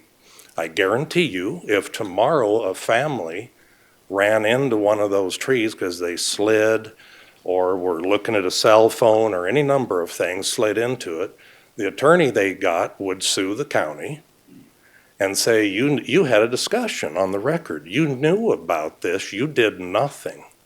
Of course that would happen. That's how our society is today. We're a litigious society. So yes, that would happen. Would a jury find in favor of them and impose damages on the county? I don't know. Would they have something to talk about? Well, sure they would, because of what we've talked about here today. Mr. Chair. So the reality is, of course, there is a potential issue. We do not have proof other than apparently one damaged snowplow blade sometime in the past, maybe. So I understand what everybody's saying. So bottom line is, it's risk management. And that's what Walter is up here talking about. It's risk management. Are you willing to risk being named in a lawsuit in the event something happens? And those decisions are made every day. It's not wrong of you. I'm not here to tell you how to do your job. I'm just pointing out that it's obvious what we're talking about here today. You're in a tough position trying to compromise or do both, so I totally get it. You can make a decision, and it's called risk management, and you move on. But the idea of maybe having a motion where within a year from now, you'd like to hear, hey, what's going on? Is there one leaning into the road? Have there been an accident? Should there be some trimming? I haven't heard anybody talk about that. Maybe I missed some of that. But are some of these trees, could they be trimmed a little bit? And it doesn't damage the tree, it doesn't hurt the aesthetics, and they pose a little bit less of an issue. I don't know. I don't know if you've discussed that or not. I had to leave and go out in the hallway for a while, so I didn't hear everything. But anyway, I like the idea of bringing it back.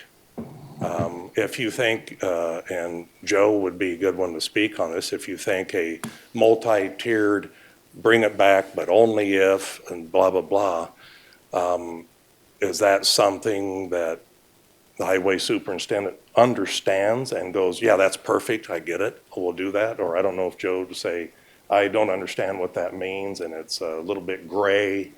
I'm not sure I could follow that. I don't know when that would be triggered. That's the only thing you worry about is how do you define that? So, sorry for being winded, but I think some of that needs to be said. Okay, I got Laster's follow-up, and then Ron, then I'll go to Gary.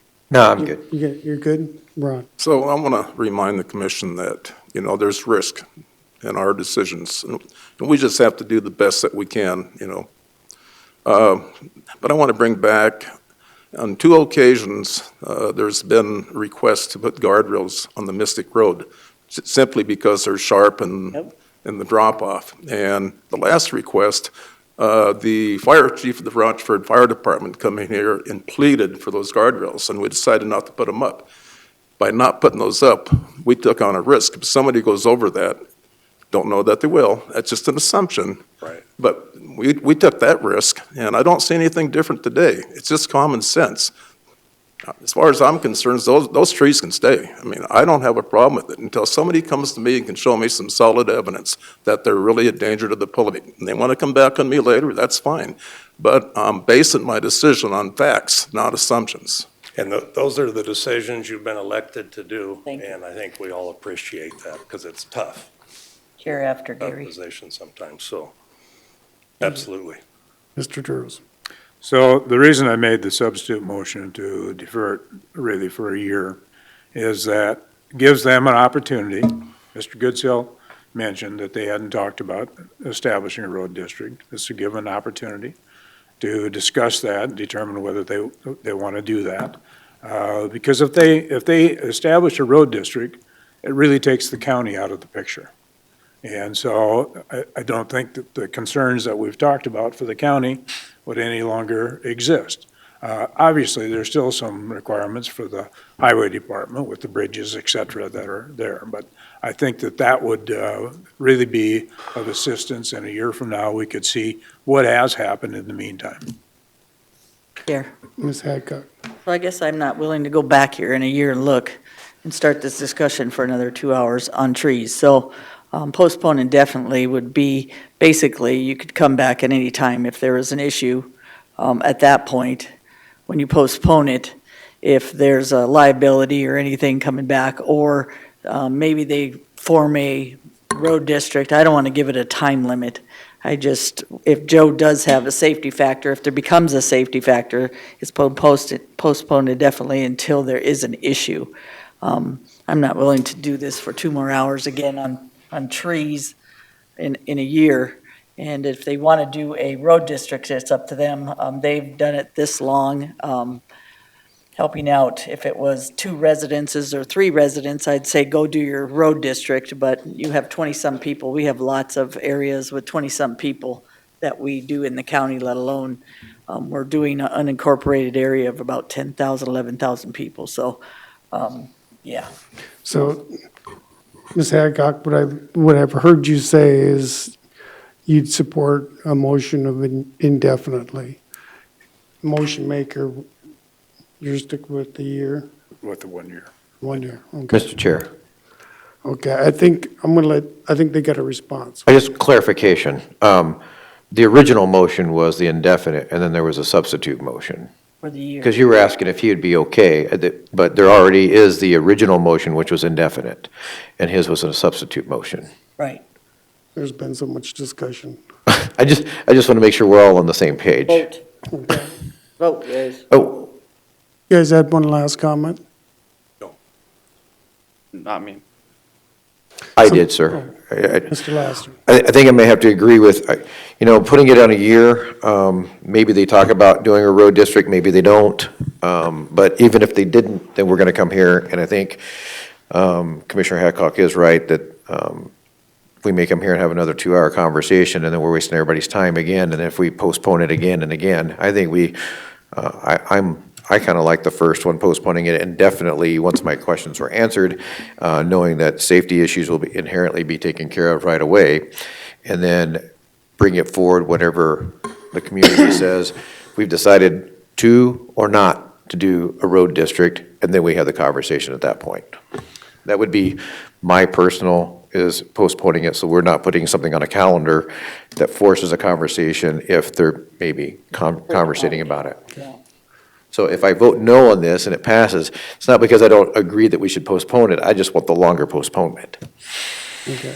My comments on the motion on the floor is after hearing all the testimony, is that I think it gives us a timeline to bring it back up and gives future commissioners and staff to get that data. And so that's what I believe this motion will do. Instead of indefinitely, we tend to forget. Mr. Joe. Yeah, I guess if, Joe Miller again with the Highway Department, if we had a preference, I think the postpone indefinitely would be a preferred method for us. And then if we have an issue in the future, it'll just come back in front of future commissions. I don't think putting a timeline on it is going to force a discussion. I mean, if I'm being honest, I don't think they're actually in discussions about having a road district. There was, I think Bill Young, or was it Bill Barber out there? I think he stated that it wasn't economically feasible or something, they're operating the road district beyond there. So, while we would like to take these trees out, I understand the constituents want to keep them. They're gonna continue to grow and they will become a hazard at some point. And when they do that, they will become more of a hazard at some point, and they'll have to be cut down. So I think postponing indefinitely would be the preferred method for us if that's the route that you so choose. Okay, we'll go to a vote. Motion on the floor is to continue for 1 year. Any further discussion? Hearing none, all in favor indicate by saying aye. Aye. So that's just 2. Motion fails. Previous motion on the floor is to continue indefinitely, correct? Postpone indefinitely. Postpone. Postpone indefinitely.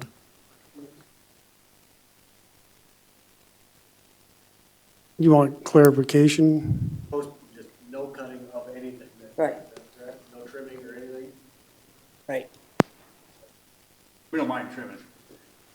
Because there's oftentimes, it just kind of sparked my memory, I apologize, but there's oftentimes where our trucks do, the trees, as they grow, they hit the top of our trucks or the stacks or whatever, and we need to trim them, or they start growing out into the roadway and they'll have a So possibility. for clarification, Joe, this is for removal of the trees. Okay, I think Yes. postpone, To maintain the roadway and trimming and so forth, that That's would be your job normal. description. just so long as the motion reflects that, so. Yes, sir. Yep. So we have that understanding. Yep. So the motion on the floor, again, is to postpone indefinitely with regular maintenance. And postpone removing of the trees. Removing of the trees with regular Definitely. maintenance, okay. Yep. So we're clarified on that. Any further discussion? Hearing none, all in favor indicate by saying aye. Aye. Opposed? Aye. No. So motion carries with 3 ayes and 2 noes. Wow. Next, that brings us up to item number 8, items from the Commissioner, auditor. I would like to thank you for your time, and it's one of the things we don't understand about government until we're involved in it. It's really mucky, because we have all this discussion going on and going through all this. I just want you to know that we appreciate it, and I appreciate the cooperation we've had with Joe and his department, and I want to just thank you for your time. Thanks, Vernon. Item 8, items from auditor, Cindy Moeller.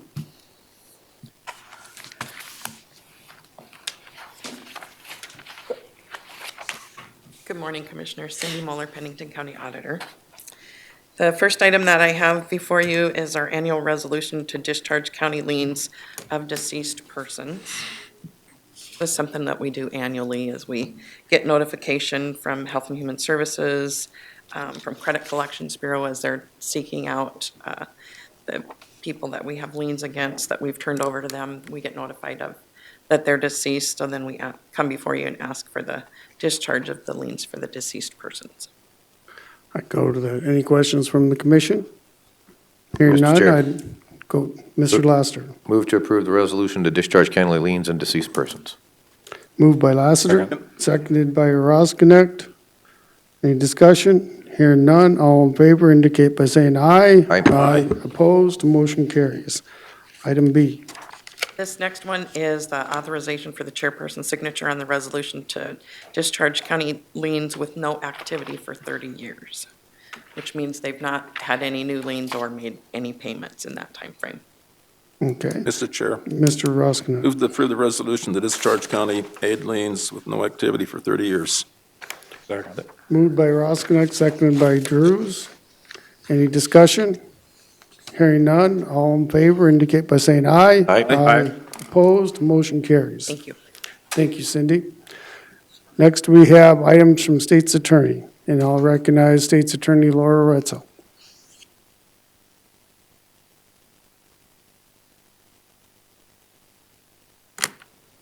Good morning, Laura Retzel, State's Attorney. So about a year ago, I was contacted by the Attorney General and Daniel Hagar, who is the Minnehaha County State's Attorney, and I became involved in this grant just as an assister. And then recently, I was contacted by the Attorney General's office, and they asked me to actually be a sub-recipient. So I need your permission to accept the role of sub-recipient on a grant in connection with the South Dakota Attorney General and the Minnehaha County State's Attorney's Office. And so my particular role would be to house a lethality task force. And so it would be the creation of a statewide lethality task force. So whenever there would be a domestic violence homicide, that task force would deconstruct the homicide and assess what could be done differently to prevent a similar homicide from happening. So it'd be similar to if you've seen the work that the Child Death Review does across the state. It'd be similar work, but for domestic violence homicides. So the Attorney General would approve anyone that I suggest for the creation of the task force, and then that task force would be created and sit and review these deaths. So initially, all that work was going to be just housed with me, but then as the creation of the grant developed, they needed me to be a subrecipient. So it's about $62,000 over 3 years, and then that would be the end of the task force. If the task force continues after that, I assume the Attorney General would be the place that it would be housed, since it is a statewide entity. So I would like you to give me permission to act as a subrecipient. Thank you, Laura. Ms. Hadcock. So who pays the $62,000? The Attorney General's office will pay it. So it's, Okay. all the money comes from the grant. And how many FTEs are we using from our office? Well, hopefully none. So all of that money will be used to pay for someone who will do this work. And it can be either one of my employees who would be paid as a contract employee, and they would bill separately for that, like a contract employee, or I would have someone outside the office apply for and do that work. So they kind of give me the option of using a Pennington County State's Attorney's Office employee, or to get a contract, a person contracted to do it. I just don't know exactly how I want to do it yet, but it won't cost you anything. Well, the bottom line is adding another FTE for me is, I think we have enough employees at this point in each department, and what we're paying people and the cost that has cost us in the last 4 years has been phenomenal. This won't cost for me. you anything at all. The main thing I've learned from grants is when they're done, then we hire that person because it was such a great idea. And then we, through task force and grants, we have added to our FTE in a lot of departments. And at this point, if it's adding another FTE or costing us anything, I'm not willing to move forward, even if it from the Attorney General, because a lot of times, as you know, we're sucking up a lot of costs from the state already that we have to put in our budgets. So if you can guarantee me that, for me, my vote is that it's not going to cost us anything and we're not adding another FTE to our roster. Yeah, as you can see in the document that I gave you, the majority of the money is for mileage, per diem, and lodging of these task force members. Okay. So that's in the document that I gave you. Of the $62,000, the chunk of it is for that. The person that manages the task force, I don't intend to hire an FTE. I'm hoping that either someone in my office can be that person, and then they could bill for that amount over and above their current salary as kind of a contract employee. Okay. But, this is a little dollar amount. It's $62,000 over 3 years. Their fiscal year runs October to October, so it would be, it's about year one, it's about $13,000. It's just a little amount, and I don't have any intention of having this continue on as any kind of a full-time employee in the state's attorney's office. I'm really just helping the Attorney General out because this grant is huge, and it's a statewide grant. So in Minnehaha County, they have like 3 or 4 employees that are funded by this. The federal government gave this grant to the Attorney General with the point of giving an expansive domestic violence grant to the state of South Dakota. But in order to give the grant, it had to have statewide impact. So they couldn't put all the money in Minnehaha County. They needed to have it reach out into Pennington County as well. So that's how I got involved. They said, we need to have this impact all of us, so let's bring in Pennington County and let's house this little part of it there. So I really don't expect it to have a lot of impact on us other than this little task force will be housed here. So, Ms. Laura, we have a lot of little task force, and we have a lot of programs, and we have built up these programs in these areas, and some of them I think were great programs, and others I thought should go away. And we're not making any go away. So what's happening is we keep adding to the task force and the programs and not reducing any.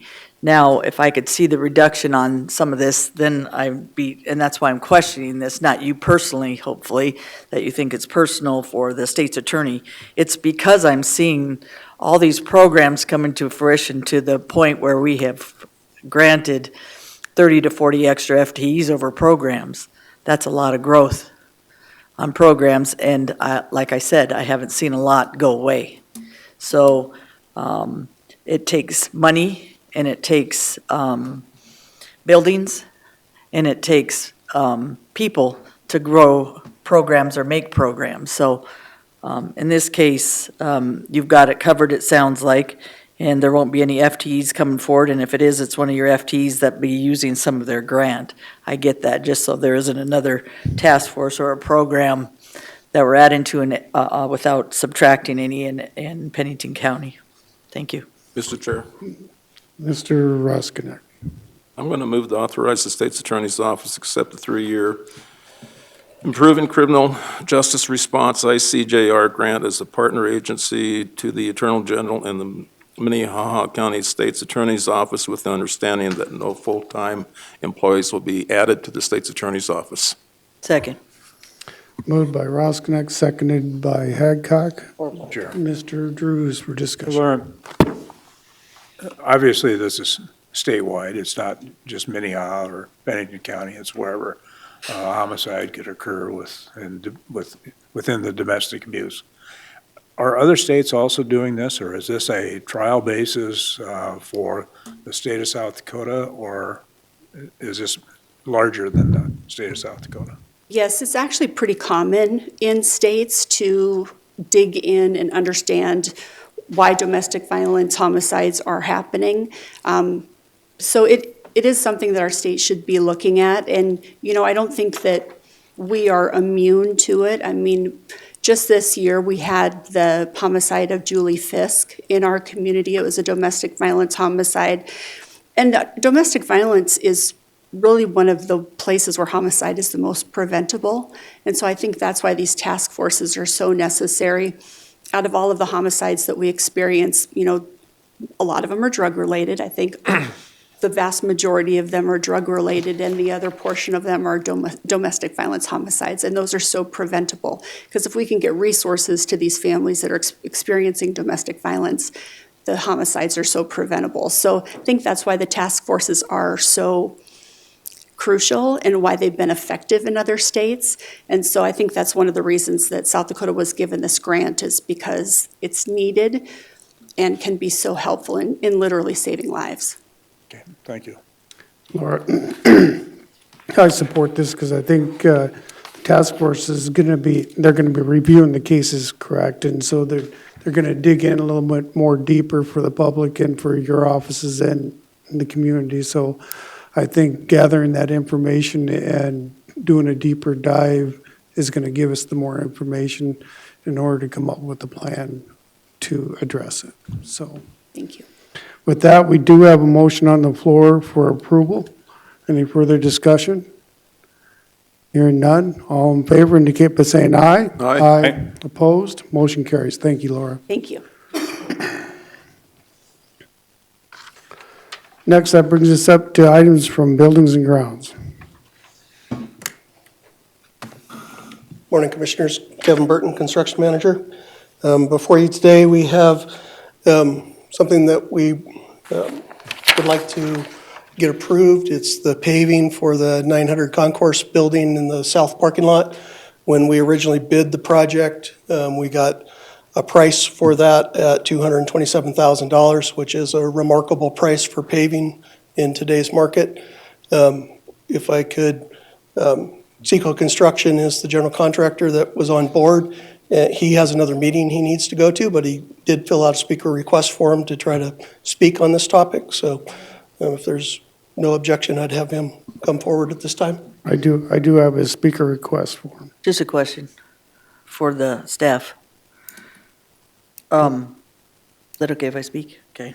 I thought we were going to put this off because we were, the parking lot repairs, because we didn't have enough money. That was going to be the last thing we did.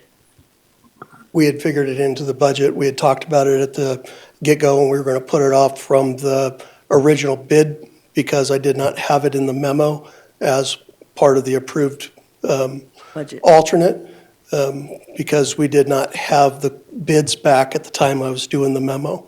So if you remember, I did a revised memo at the meeting, but we still didn't request that bid alternate at that time. And that's something that we wanted to have approved. I'm not against the parking lot getting done, guys. Okay, I was just wondering if, I thought we didn't have it in the funding to do the parking lot right now. And now I saw it as alternates, but at that time, we didn't have it in the funding. So, like I said, I'm not against doing a parking lot. I just want to make sure that that funding's staying on course where it's at, and that you're adding this because you have enough money to pay for everything in the building already. Yeah, so I updated the budget sheets that we have been providing. I've always had that alternate in that budget sheet that I originally presented.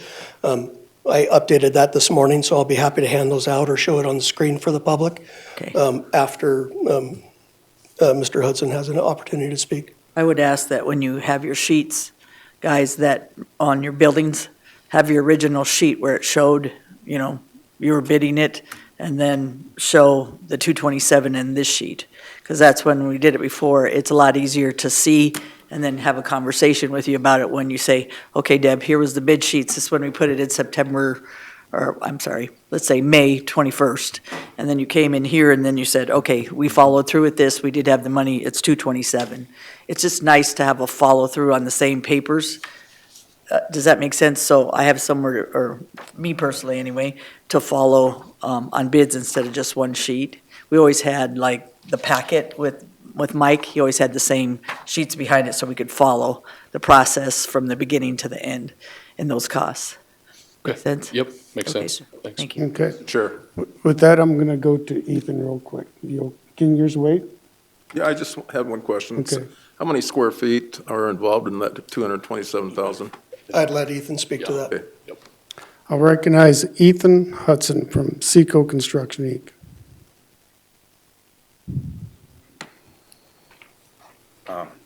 Thank you, Commissioners. Ethan Hudson, President, Seco Construction. I just wanted to take the time to come up and speak to you guys. I was here. I did not speak when the project was awarded. I understand that, you know, there are Everybody has budgets, everybody has priorities. To answer the question, it's just shy of 37,000 square feet. It's the south parking lot, the 900 Concourse Drive building. To Kevin's point about the value, obviously we have, we are a stakeholder in the project as the general contractor. I have a vested interest in this portion of the work getting done because I think it's in the best interest of the county and of the constituents, not in the best interest of our business. In that regard, and to your point, Ms. Hadcock, when the project bid, the south parking lot was alternate 3 on the project. The contract was originally awarded with the base bid and alternate number 1, alternate number 2. The alternate number 1 is the Buildings and Grounds building. Alternate number 2 is an additional south entrance into the property itself. We have agreed, let me rephrase that. There was a proposal request issued after the contract award for us to give a price on the original alternate 3, the south parking lot paving. Seco Construction proposed that price at our bid price. I did bring my estimate sheet. In my business, I never want to lose a job because of an alternate, right? Like, I want the base bid of the project. I never want to not be awarded a job because I wasn't low on an alternate. I bid that alternate at a 2% margin. That's my profit margin on it. State bid statute and our contract on this project allows us a 6% markup on subcontractors and 8% on our own work for overhead and profit. We did not propose it that way when the south parking lot alternate came back out. We held our price because I think it's in the best interest of the project.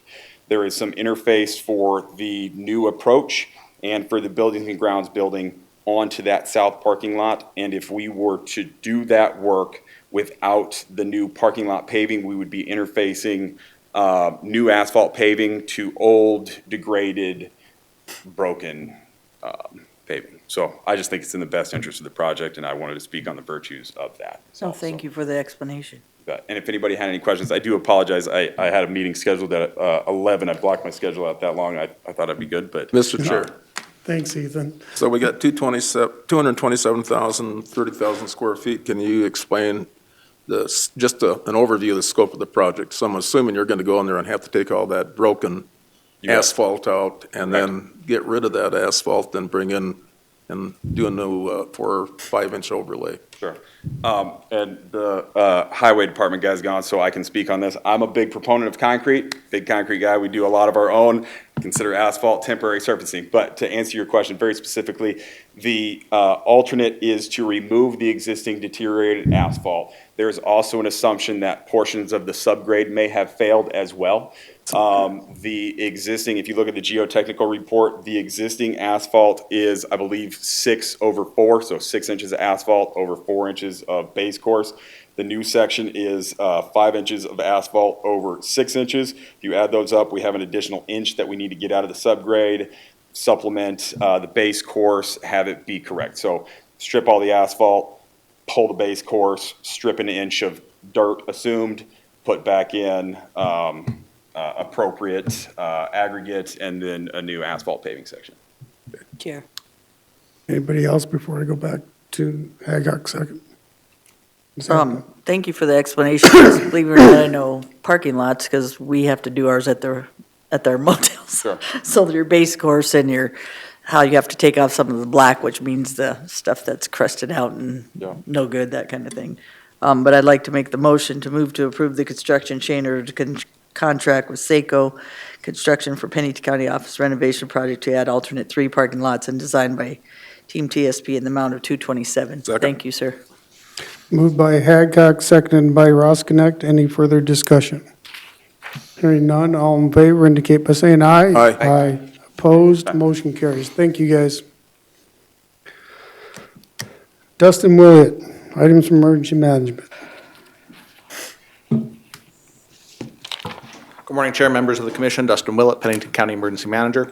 Item before you is a request for the Commission to approve and the Chair to sign about 3 documents that accept a building resilient community infrastructure and communities grant, a BRIC grant from FEMA. In 2020, late 2020, December of 2020, The commission approved an agreement between West River Electric and Pennington County. West River Electric, as a co-op, is an eligible recipient of these grant dollars, but in a twist of federal process, they're not allowed to apply for the grant. They're allowed to receive the grant, they're not allowed to apply for the grant. So this commission saw fit with an effort that we brought forward to say Pennington County will apply, because we're an eligible applicant, on behalf of West River Electric, and then we'll pass through those funds to West River to do these projects that are in the public's best interest. So we put that in place in 2020. It's been used successfully. When we come before you with the applications. Because they submit several applications.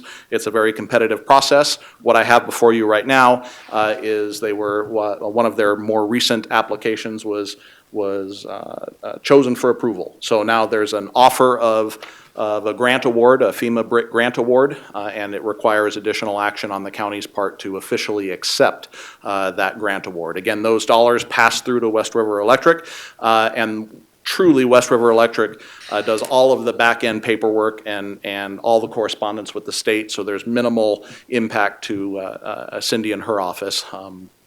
It's been working well. So again, these are projects, the previous grant awards, BRIC grant awards with West River Electric, and this one included, are for power line burial projects. So when they bury their power lines, they're less susceptible to failure during blizzards and ice events. So it enhances the reliability of commercial power delivery to West River Electric's customers, which are our constituents in Pennington County. So it's a great thing. This is $1 million+ project. The actual grant dollars are just a little bit below that, but it's a $1 million+ project to bury power lines along Radar Hill Chair. Road. Any questions? Ms. Hadcock? Thank you.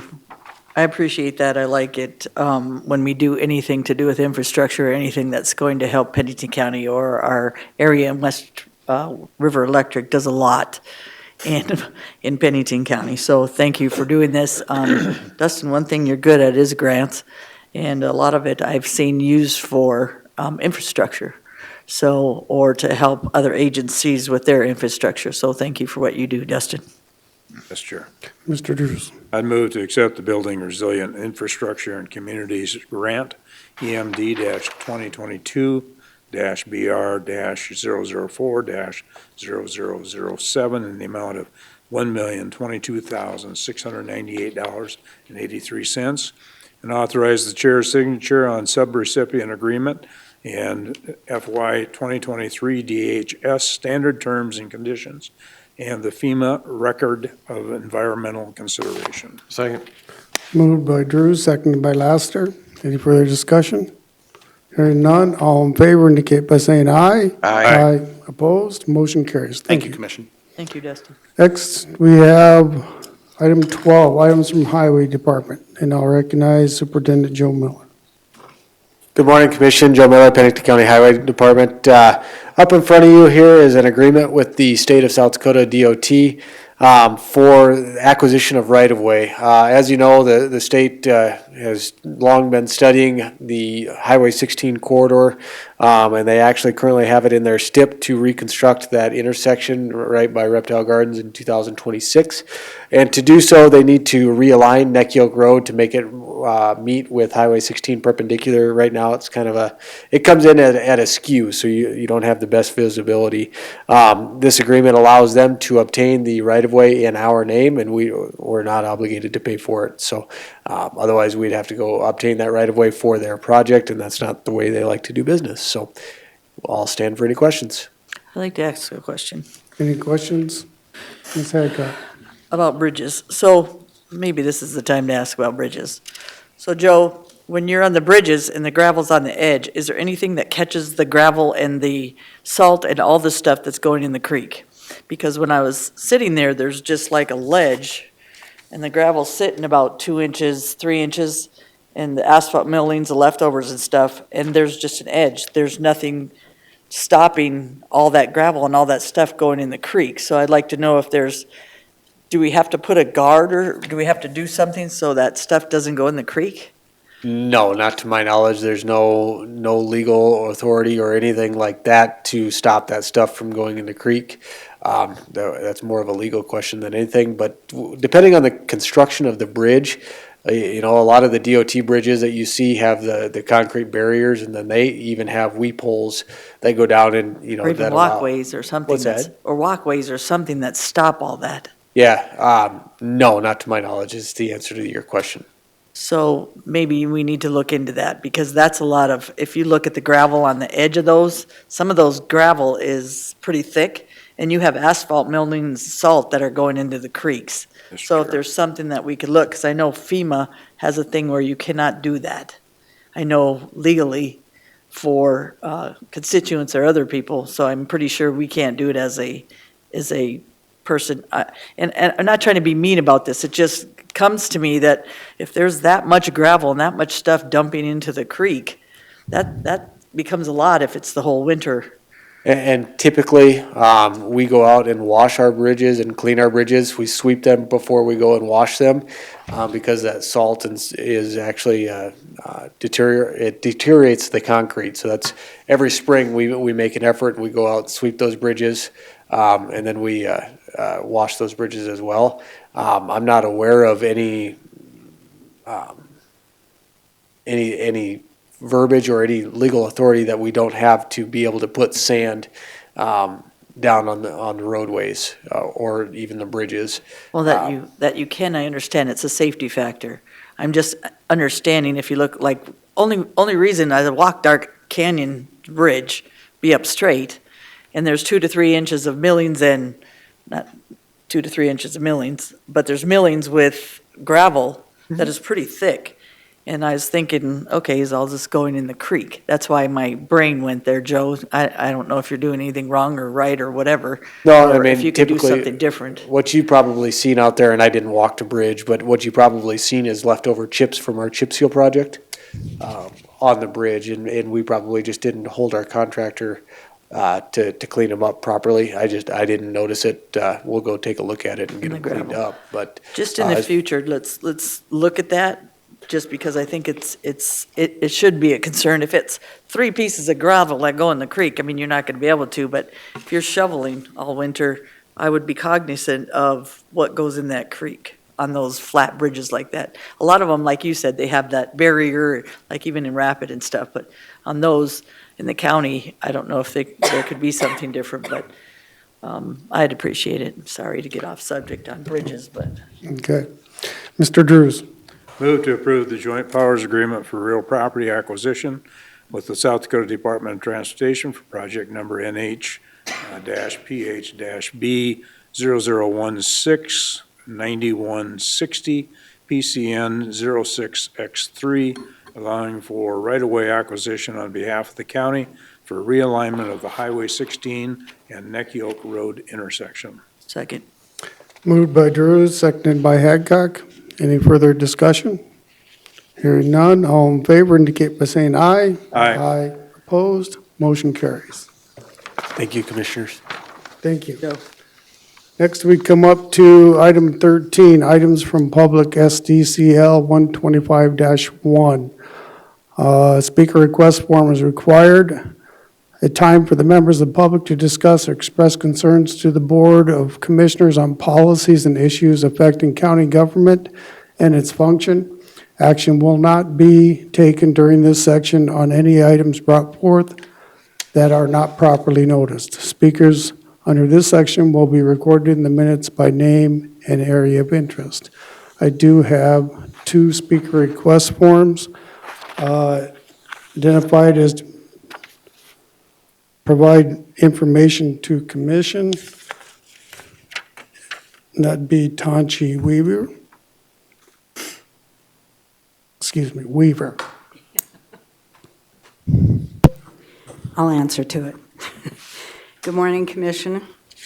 I have some information that I'd like to share with you, and I'm hoping you will then in turn share with the public.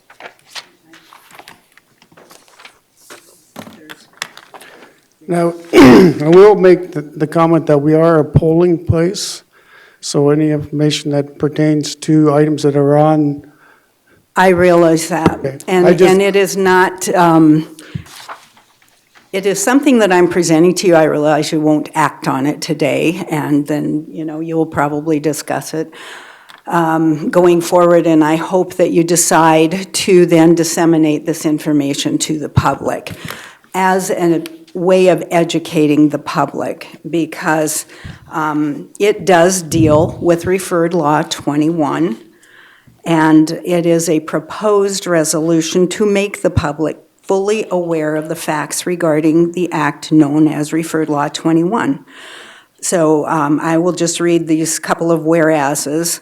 Whereas Referred Law 21 creates a major shift in governing authority from local governments to the central controlling authority of the Public Utilities Commission, the PUC, and whereas provisions of already codified law have been attributed to Referred Law 21, and whereas the voting public deserves to have complete information to make an informed decision, now therefore be it resolved that the Pennington County Commission, State of South Dakota, wishes to inform the public of the following facts. And there's a copy of the bill. This is what mine looks like. It's got a little more writing on it, but I've highlighted some things on the bill for all of you.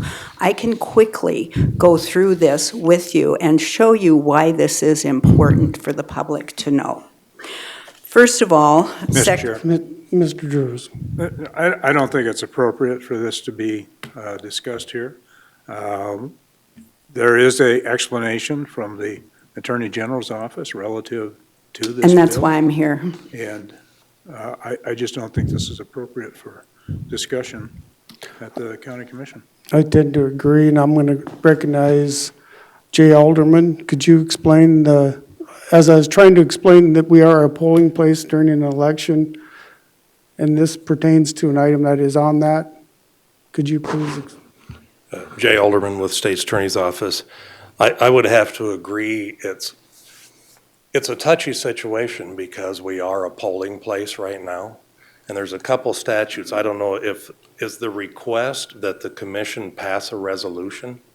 I am going to share the information with them, whether they decide to make it a resolution or not. I believe that the commissioners at least deserve to know what is in this document. And I will point out that my commissioner was involved in making the deal, and I would appreciate if he would recuse himself from any discussion or conversation on this. Because here's the difficulty. If it were a resolution, by law you have to publish a resolution. And that It's not would be advocating for a vote, though. But you just got done saying that they could do that. And so my No, I point is. didn't. I did not say that they could do that. I said it is not advocating for a vote. It is to inform the public. I believe there's a great big caveat in that law that statute you're referencing that says that they can share information for the education of the public. Exactly. You can have a fact sheet, and a good example of that where it worked was the will tax. Back in about 2015, this body passed an ordinance. I'm aware of that. And put it on the ballot. And what they couldn't do then is discuss how to vote on that ballot measure. Correct. So they did a fact sheet that just gave the facts. Would you like a copy of what I have given them? I'll get it, yeah. Okay. What I'm saying is the first knowledge of this that I saw was in the form of a resolution. And in fact, it had a proposed vote no. That did not come And directly so- from me, though. And so what I'm trying to say is that would be a violation because it would require the expenditure of public funds to produce and publish that resolution, and the resolution would specifically say, vote no. Now, what you're telling me is that you're proposing that the commission just do a fact sheet yes. with absolutely zero indication of how the voting public should vote. That is allowed in 12-27-20. Yes. The caveat, however, is that we happen to also simultaneously, as we speak, we're in a polling place. we're within 100 feet of the entrance. Right, but even the So Secretary there- of State provides information for voters. So there you get into a gray area of what level of discussion do you have about a ballot measure that is currently being voted on by people right upstairs from us? Do you talk about, do you try to engage either yourself or this commission on, well, I think this is wrong, or I think this is why this shouldn't be approved? That level. Those words are not in here. Okay, I'm trying to make the point because there's I concern agree. about that. I agree, You gotta and- stay away and- from that. Okay, okay, hear me out, please. I want to refer you to section 10, section 15 here. I'm going to give, if you want to turn to section 15 in your copies that I gave you, and I'm going to show Mr. Alderman here.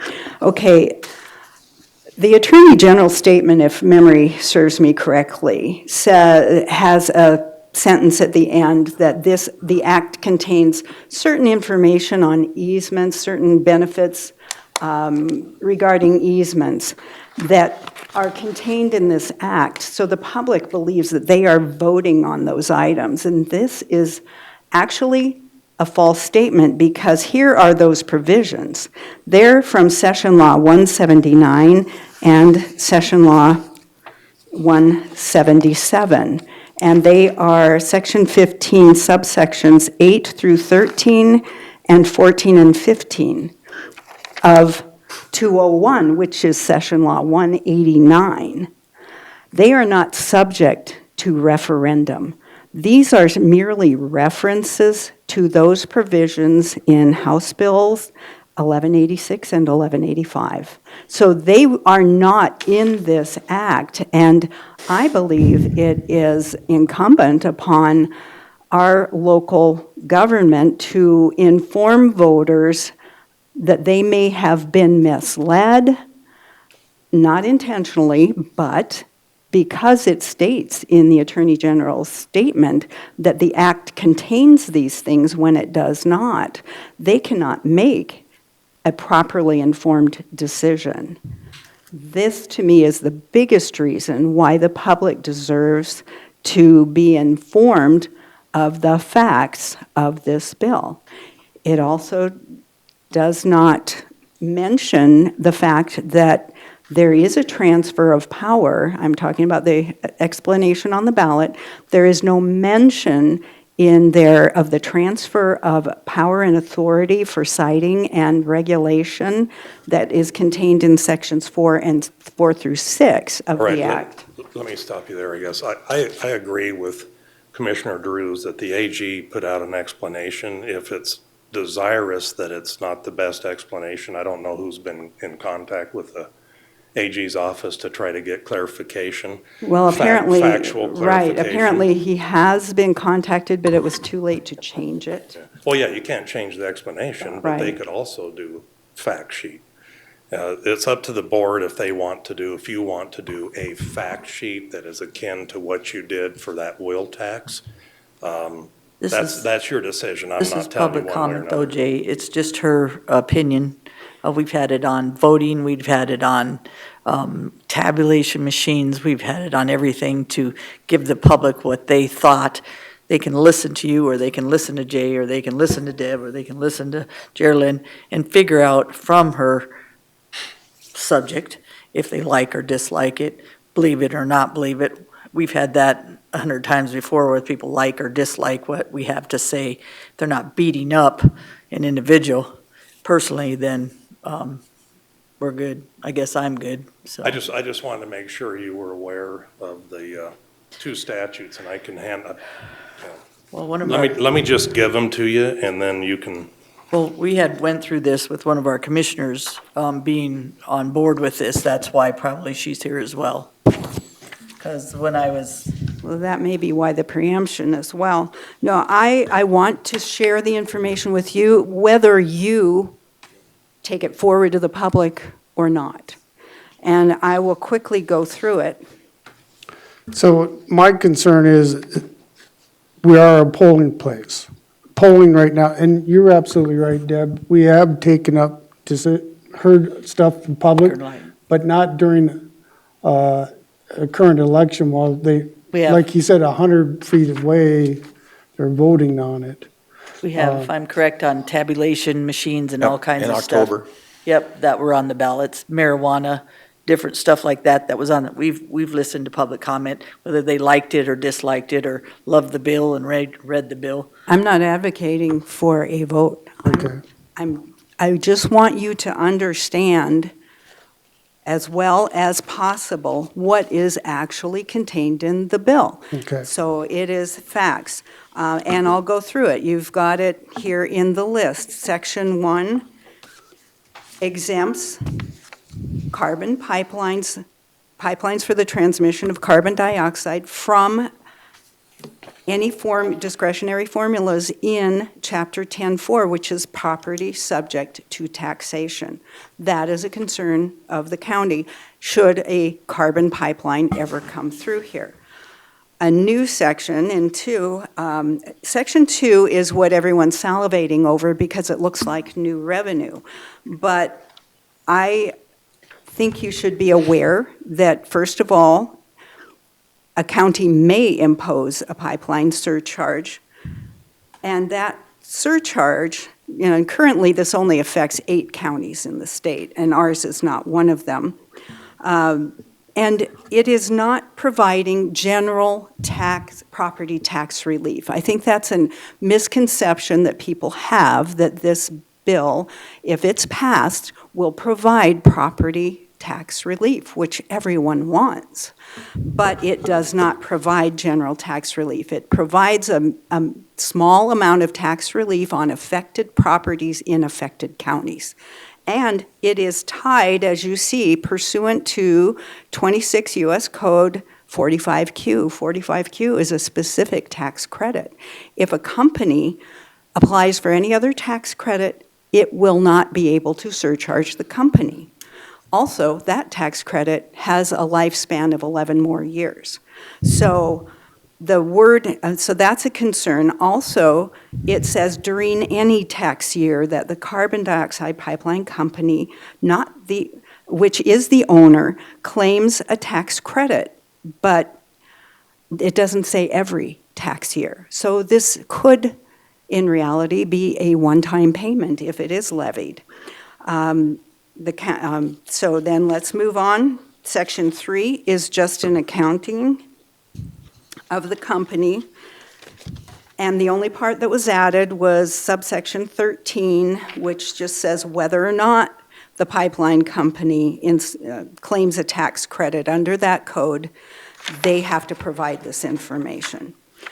So now we get into sections 4 through 6. That is where the transfer of all permitting and regulatory authority over construction of any type of transmission facility, not just CO2 pipelines, happens. It's taking the power and authority that you have now under 49-41B to regulate and pass ordinances regarding these transmission facilities. Now, remember, this is not just talking about pipelines anymore. They're talking about oil, gas, electricity, anything that fits under that category. So Section 4 gives the statement that the legislature finds, this is the will of the legislature that is, it is announcing basically that they are going into the energy business and they are directing the PUC now, because on page 3, I believe it is at the top, it says, by assuming permit authority, the state must also ensure that facilities are permitted and constructed. They are letting their will be known to the Public Utilities Commission. Section 5 is where the power is or for the obligation of the applicant, that their obligation to present burden of proof to local governments under 49-41B-22 is now transferred to the PUC. They have assumed the role of government, of local government there for conditional use permitting. Go to section 6, and now you see why. A permit for the construction of a transmission facility within a designated area, in this case, a county, supersedes and preempts any land use, zoning, or building rule, regulation, or ordinance. So right here, you are being bypassed because you no longer have authority over these things.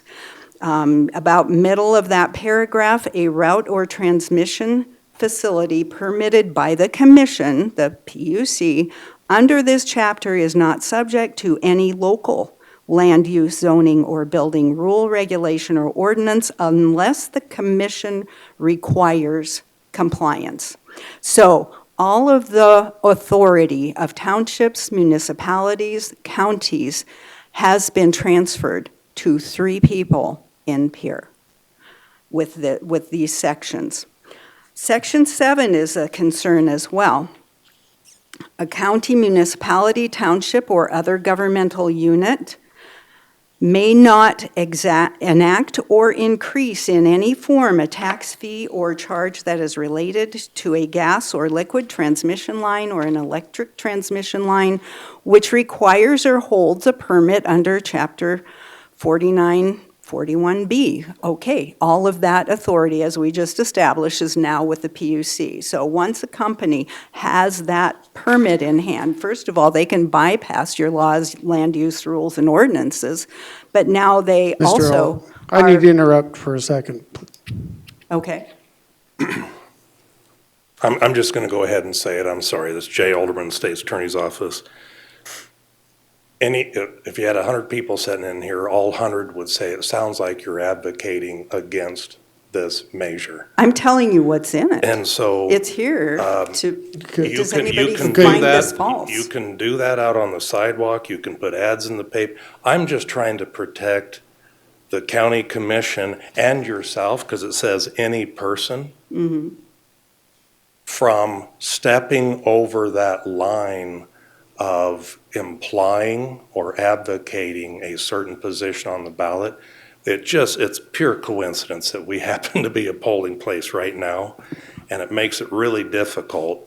And so I think there's other ways you and any group that you might be a part of can definitely I'm get not that here as a message out. representative of a group. I'm here representing myself. Yeah, so that's all I'm saying is Mr. Chair. advise that this is something that's better done out on the sidewalk outside of 100 feet or in the newspaper or flyers. All of those things are available. Is this being broadcast upstairs where people are voting? Hallway. I'm concerned about that, that's all. Well, Mr. Chair. even so, Mr. Laster. I understand Jay's concern about this being a polling place. If citizens came in here and said, we want our commissioners to vote no, we want our commissioners to do this, we want whatever the case may be. Even if she had a fact sheet and stood outside 5 feet away from the sign, she could do that. However, limiting a citizen from coming in and making sure that we're aware of what's going on so that we can make a determination how we would like to move forward, what kind of fact sheet we might want to publish, I think she's not saying yes or no vote. She is saying, these are the concerns I have as a citizen and how it's going to impact the taxes, how it's going to impact what we as a county commission can do dealing with our planning and zoning ordinances. It's removing some of the stuff. Just that's how I'm understanding. It's an educational piece. So if we want to argue that, it's a fact sheet that she's presenting. I don't see her saying vote no on this particular thing. She just wants us to release information on the facts of the matter and how it's going to impact how we can make decisions. Electioneering is going out there, taking a whole nother document and saying vote yes or vote no. Chair, I would agree with I that. will say, Tonchi, this is a lot to go through. And so I think, given the commission time to read through it is, and Oh, I hope you do. so but I'm trying to help you understand it in a Reader's Digest form. Well, Because it is very, very important, I think, that you folks understand it because it affects you and the power vested in you by me and all the other Pennington County voters. Guys, So, read SDCL 1-25-1 and tell me if she's violating that, because it says, speaker request form is required a time for the members of the public to discuss or express any concerns to the Board of Commissioners on policies and issues affecting county government and its function. We had heard differently from a different commissioner that voted on the opposite side of this, and maybe that's what I'm hearing, why people came today, is because they're concerned that they might believe that the rest of us are on the same side, and that this issue should be moved forward on the county commission, on public comment, with what the facts are, not to vote this way, not to go this way, not that he's wrong and she's wrong, or anybody's wrong, is that it's going to present the facts, which is on this piece of paper that's moving forward. She did not add anything to vote my way or say otherwise. We have done this 100 times.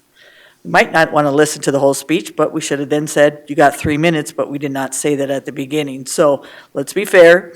This is public comment. And if people vote her way because they believe that she's saying this, good for her. If they don't, because they vote the opposite side and think differently, that's on everything we decide in the public comment, and we don't make a motion on it. So I don't get the worry at this point. The polling place, that people are up there listening, there's nobody in this room, there's nobody in that hall. If they're upstairs, I can't hear it from upstairs, let me tell you. I just we are picking this apart. I just respectfully ask, Donchi, Mr. Chair. that you narrow it down, if you could, since we have the facts. Let people speak. I respectfully ask, please don't talk out of order like that. Like, let people speak? Mr. Roskinek. Just for, this will be on YouTube in a half an hour, just for your information. Okay, Make a so, decision. all right, and that's good. In fact, I do compliment you on getting your videos up quickly. That's not every government body. Okay, well, we were on the effects of, and this is law. This is law that is on the books right now. You can look it up on the state website, and I encourage you to do that, because that is going to affirm some of the things I'm telling you. But Section 7, again, is where we should be concerned, because a county may not enact or increase in any form a tax fee or charge of these companies that have a permit under this chapter. The county may, it does exempt things like the road use, may require a gas, liquid, or electrical transmission project to enter into a road use construction, maintenance, and improvement agreement prior to construction. But please be aware that in the last paragraph, if after 90 days the applicant doesn't come to terms with a county, municipality, township, or other governmental unit regarding the road use or maintenance agreement, the applicant may then bypass again and go to the PUC, and the PUC, in the last sentence, you see, the commission must grant an order determining the applicant's use. So in lieu of an agreement, the PUC will grant an order, and they will determine the details. Section 8, we've heard about this. It does establish a minimum depth of 48 inches for the burying of the carbon pipelines, and that is better than the 3-foot minimum of the federal regulations. But that still is of concern, because right now the county can pass an ordinance that it has to be 8 feet, or it has to be 10 feet, whatever. There are, in fact, right now, East River, there are individuals who have negotiated deeper depths when the pipeline has come on their property. But if if this statute remains in code, then that will be the standard, 4 feet, period. Section 9, this is where the language changes again. Remember in Section 6 and Section 4, it changed from carbon dioxide pipelines to transmission facilities. Now, in Section 9, the terminology changes again to an operator of a pipeline facility is liable for repairs. It is not the owner necessarily, it is the operator. That is a concern because the operator could be a shell corporation, and shell corporations don't always have adequate assets to cover liabilities. So we see that continue in Section 10. The operator, again, shall be liable. And in this first paragraph, it appears that it allows the operator to also sue the surface owner. So that should be looked at and examined, because that owner, surface owner, could be a county, a city, or other governmental unit. In Section 11, okay, this one just, again, this goes back to 49-41B, the section where the applicant for a permit has to provide information. This requires an agricultural impact mitigation plan. Section 12, this requires from the company, or for the operator rather, of the pipeline facility, must offer a dispersion analysis, something that we have referred to as a plume model. In the event of a rupture, what does the plume look like? What is the kill zone? This is important information, and this is a concern for counties as well. The commission, meaning the PUC then, may enter an order declaring the dispersion analysis or portion of it confidential. Not sure why they would keep it confidential, but the second paragraph says the commission must make the dispersion analysis available in relevant part. So they will determine what is relevant to each applicable county emergency manager and law enforcement agency. That's important because of the cost and the way that these emergencies have to be responded to. Remember, Section 7 doesn't allow you to levy any new taxes to cover any kind of increased training for this sort of thing that might be necessary if there were a carbon pipeline coming through the area, but it also applies to other transmission facilities. It is a concern about the solar panels and things like that, that firefighters have to approach incidents on these facilities differently from normal circumstances. So keep that in mind when you read through 12. 13, I'm really not sure what kind of protection this is, but it just says that a land agent acting on behalf of a pipeline facility carrying carbon dioxide must be either a facility employee, a resident of the state, or, not and, but or, a real estate agent licensed in the state. That's unclear to me why that's a benefit. Section 14 and 15 together. Now, this is really important, and if you have the ability to go on the state's website right now, I would encourage you to do that and look up codified laws. Section 15 is, and 14 together are known as the Landowner Bill of Rights, but if you look at Section 15, you can see that each one of 1 through 7 is not a right at all. I don't see that any of the sections in this act qualify as a right. They are a provision of this act. And it's just a reiteration of earlier sections, 8, 9, 10, 11, 12, and 13 of this act. So that's not actually a right. It's just a rehash of earlier sections of the act. But here is where there is a contradiction. Because, and I told you, my concern is the explanation, which is printed on the ballot, is the information that many people will use for their reference. It really is not true that this act contains the provisions that are referenced in it in House Bill 1186, Section 2, and the last two are House Bill 1185. They are currently in 1185 is Session Law 77 of this year, and 1186 is Session Law 179. This bill that we're voting on is Session Law 189. So if you look up right now, 43-13-26 and 43-13-27, those statutes are already codified. They are not subject to referendum. Everything else in this it will have that caveat at the end.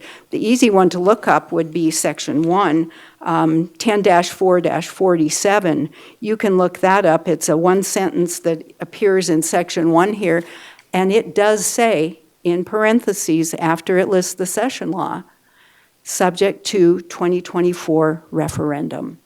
So I'm not telling you how to vote. I'm just telling you the facts. The facts are that first of all, there are no rights, nothing that qualifies as a right in Section 15. It's just a name given to this section. But it is inaccurate to say that the provisions that are listed in 8 through 15 are part of this act and will go away if it is defeated. That is not true. Those things are in law, they will stay in law. So now you know the whole story. You've got the information. I guess the ball is in your court, how you want to handle it. But I honestly feel that you, as our county commission, deserve to know how this will affect you and and I think the voters deserve to know as well, because you are renting these seats. They actually belong to us.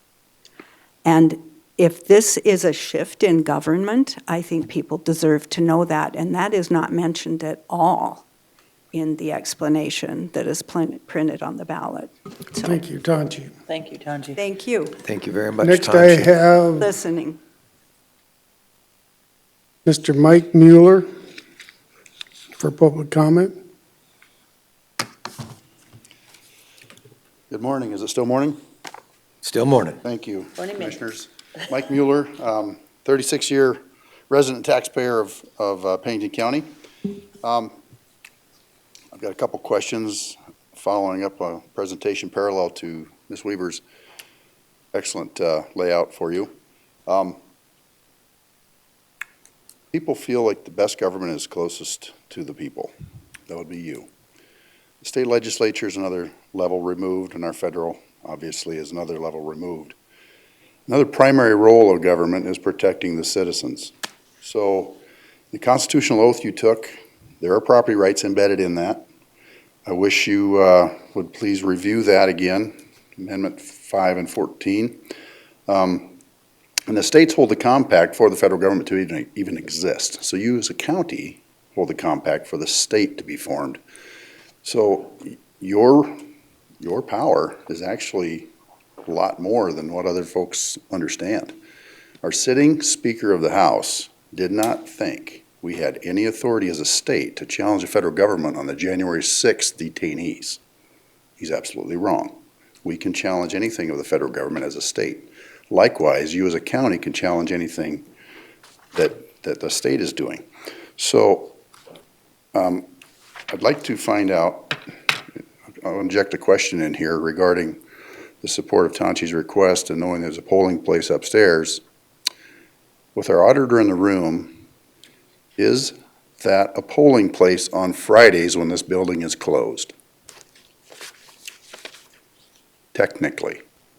Or could a special meeting be held regarding a resolution, or like other counties have done, an ordinance to push back on some of the language in this law? Could that be an option? You may not be able to answer that today, but technically, it's not a polling place on Friday in my mind, because it's not open. So you could have a meeting in this chamber on a Friday and not have any issues violating that piece of information. So just rolling down, I don't want to get into ballot measure discussion, but local decisions and your vote representing 20-plus thousand folks of Pennington County are very important. And there are a lot of factors that come with that, a lot of responsibilities that come with that. I would hope that you would not abdicate to another higher level body. You are a creature of statute because a county must and a city may because of statutes. But you also have the power and authority to make decisions here and not send them up the way for a worse outcome. Thank you. Thank you, Mike. With that, that brings us to the end of public comment. I'd look for a motion to take a break to have planning set up. So moved. Motion for 10 minutes. Moved by Drews, Second. seconded by Laster. All in favor indicate by saying aye. Aye. Aye. Opposed, motion carries. All right. Look for a motion to go into So moved. Make a Board of motion to Adjustments. convene as a Board of Adjustment. moved and seconded to go into Board of Adjustments. All in favor indicate by saying aye. Aye. Opposed, motion carries.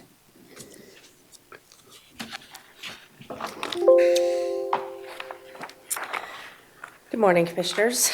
Agenda item number 14A, variance COVA 24, Christine Phillip, Assistant Planner, sorry. Variance COVA 24-0008, continued from September 19th, 2024. The variance is to reduce the front yard setback and bring a single existing family residence into compliance. The applicants are Andrew and Kara Schneider. They live at 6255 Nameless Came Road. The lot size is 1.65 acres. The zoning is suburban residential district, and the land use is residential. Access is Nameless Cave Road, and they have no flood hazard on the property. When staff considers a variance, we take a two-prong approach.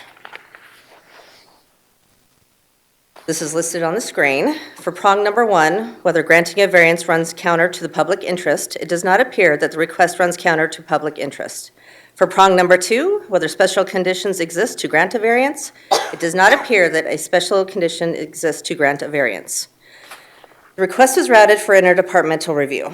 The County Highway Department's comment was for an existing western approach that has not been approved. No other objections or concerns were received. The applicant is requesting to reduce the front yard setback from 25 feet to 20.3 feet on the north property line to bring an existing single-family residence into compliance in a suburban residential district. Staff recommends denial of the variance, COVA 24-0008, or there are no special conditions on the property that would excuse literal enforcement of the Pennington County zoning ordinance. However, if the Board of Adjustment disagrees and approves the request, staff recommends the following three conditions be included. That the variance to reduce the setback from 25 feet to 20.3 feet only apply to the front yard setback of the single-family residence. That within 30 days of approval, the property owner applies for a building permit and pays any associated penalty fees, and that within 30 days of approval, the property owner resolves the county highway concerns. Thank you, Christine. Is there any questions for Christine? Mr. Chair, Mr. Laster? that last statement that you put on there, rectifying any highway concerns, are there any concerns? They have a approach permit that is approved for the eastern approach, but not for the western one. So it either needs to be taken out or blocked off in some way, or get a permit through the highway. Okay. I'm going to, Chair, Ms. Hadcock? I'm going to move approval with the three conditions because it looks like a I see in here some of it had the narrowness and topography. Okay. I'm going to second that motion. Moved by Ms. Hadcock, seconded by Rosknecht. I'll recognize Mr. Drews. So has the addition been constructed at this time? It has. How recently, do you know? It was between 20 and 21. Okay. And we had caught it when they came to get a different building permit. That's why they will have the fees. Mr. Chair, Mr. Laster. and I want to follow up on that. If I'm looking at this plat here and the coming in and getting the building permit, they were going to have to get a variance anyway because the house is within the 25 feet to the property line anyway. Correct. So regardless of this situation, they're going to have to get a variance if they want to do a building permit for anything else anyway, right? They do have a building permit right now for a garage and an ADU, but it's more in the center of the property, but anything along the edge, yes. Right. I'm just saying they would have to bring this into compliance by either getting a variance for this. Correct. There we go. So they're going to have to get a variance regardless because the house has been there for, so I think I'm in line with the emotion.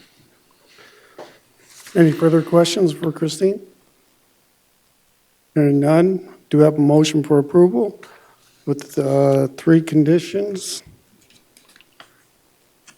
Any further discussion? Hearing none, all in favor indicate by saying aye. Aye. Aye. Opposed? Motion carries. Thanks, Christine. Move to come out of executive session? Meeting out of Board of Adjustments. Board of Adjustments. I was saying, not executive session. I don't know where that came from. Moved by Hadcock, Second. seconded by Laster. All in favor indicate by saying aye. Aye. Opposed? Motion carries.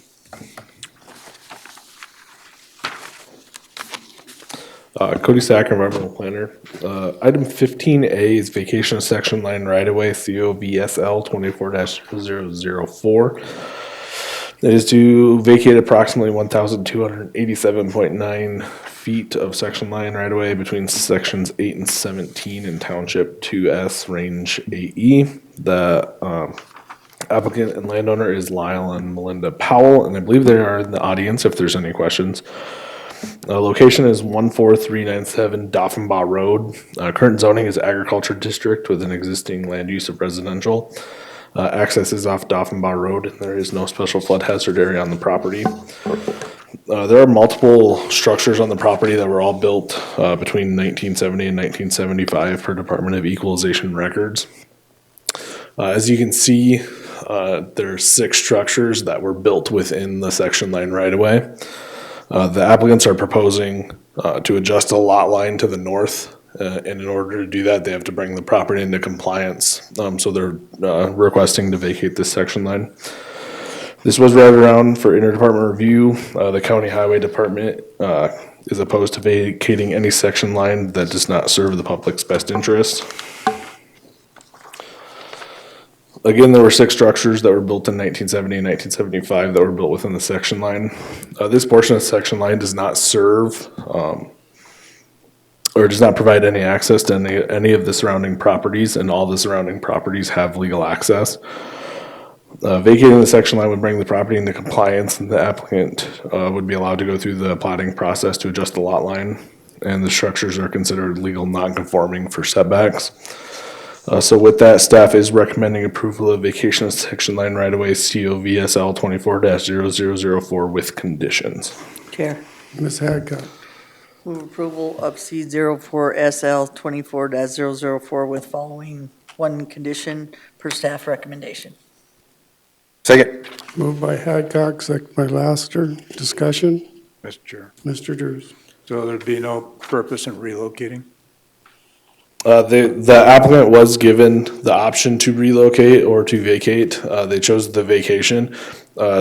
Staff talked about relocating a section line, but you'd either relocate it to existing right-of-way or, which is already on a section line, so you'd be putting a section line on top of a section line, which doesn't really serve any purpose for relocating a section line. Relocating a section line would be to relocate it to still allow access to that other section line, and there's really no purpose for it, but that is an option that they have, but they chose to go the vacation route. And that would just relocate it to the right of way, that's just, okay. Correct. So we do have a motion on the floor for approval and staff recommendations for approval. Is there any further discussion? Hearing none, all in favor indicate by saying aye. Aye. Aye. Opposed? Motion carries. Item B. Brittany. Good morning, Commissioners. Brittany Molitor, Planning Director. This item, item 15B, is the public hearing and ordinance amendment OA 24-10. It's for the accessory dwelling units. This item was heard at the September 19th Board of Commissioners meeting, and it was continued for staff to work on some language that the board had requested to change. And if you look in here, we did make some of those changes. Let's see, where we had removed the owner-occupied definition here. And in the property requirements, the property must be owner-occupied as determined by the Pennington County Department of Equalization, or the main dwelling is occupied as a long-term rental. That way, whatever the main dwelling is, it could be the ADU or it could be the larger dwelling on the property. It wouldn't matter as long as equalization had it owner-occupied. Either one could become the vacation home rental, because I believe that that was the concern with the commission at that time, that you couldn't rent out the larger one. It would only be allowed to rent out the smaller one, but if the ADU was the principal dwelling for the owner, that the larger dwelling could be rented as a vacation home rental. This was routed to the state's attorney's office, and we believe that this meets the intent of what the commission had requested at the last meeting. Thanks, Brittany.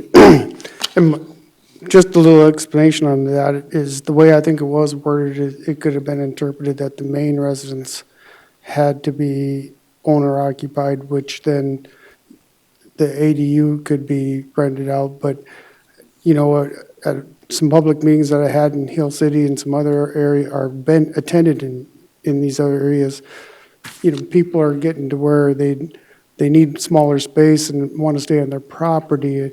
And just the way that read, they could go into the smaller unit and rent out their larger unit to help stay living on the property.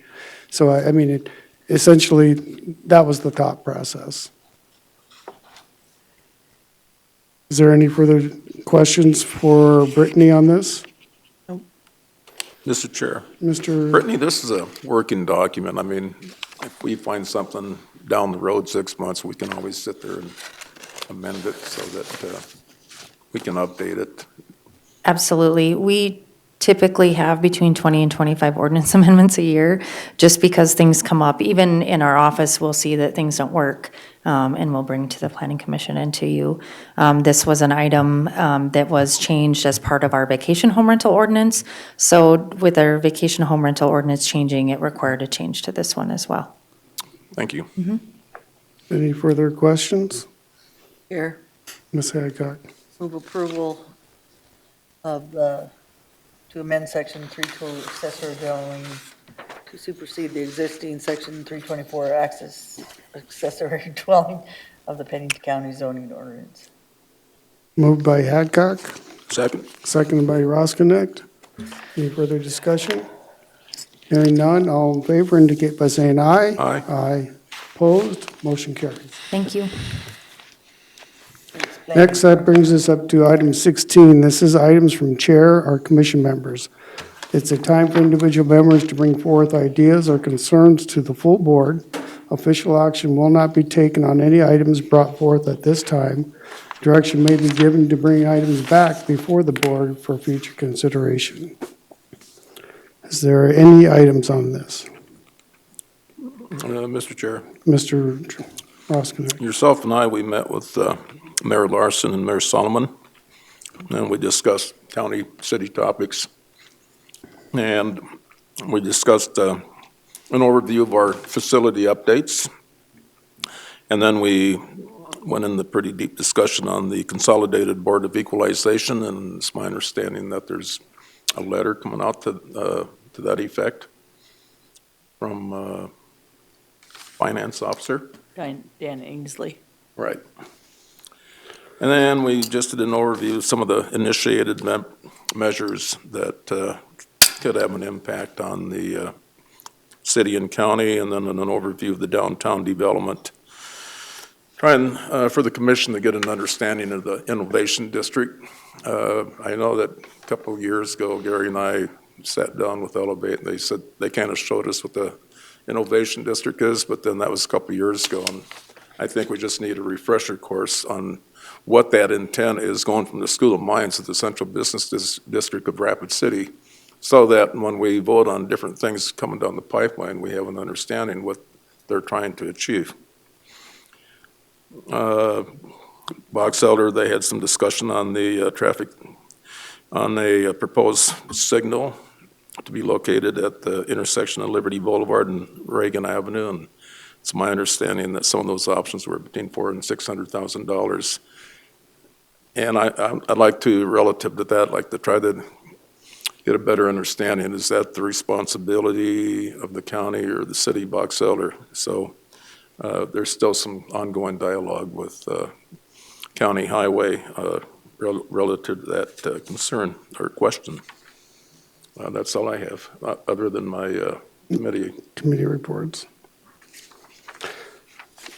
I struggle with this next item I'm going to bring up, but I think it's only fair, and it's a question for Mr. Lassiter. Me and you had a discussion on your residence about 3 months ago, and I still get concerns and asked about your residence. And I just wanted to give you the opportunity, instead of me being a pass-through, to be able to explain that. Currently, my residence and I'm registered to vote at 22849 162nd Avenue, New Underwood, South Dakota. That's where I'm registered. That's where my family is registered. And this board and everyone that I've talked to during this whole time knows of the situation and what the transition time frame was. So if there's any question about it, I think my residence says very clearly where I'm registered to vote. Okay, I just wanted to get that clarified because a comment that I'd heard is that the property in New Underwood was condemned, but that's why I brought it.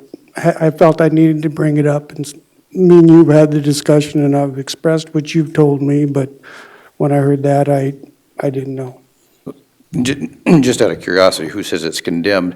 The well is contaminated. We have been receiving water from Water Tree through South Dakota Ellsworth Development Authority and the base. I mean, we're not the only ones that are in the same situation. There's multiple properties that receive water for that very purpose because their well has been contaminated. I just want to make sure the public is very well aware of, I'm not the only one in the same situation, that the base is delivering water. Just because the well is contaminated doesn't mean the place is condemned. No, it was just something they were told, and so I wanted to give you the opportunity to express it so we get the answers. You're absolutely, that's good.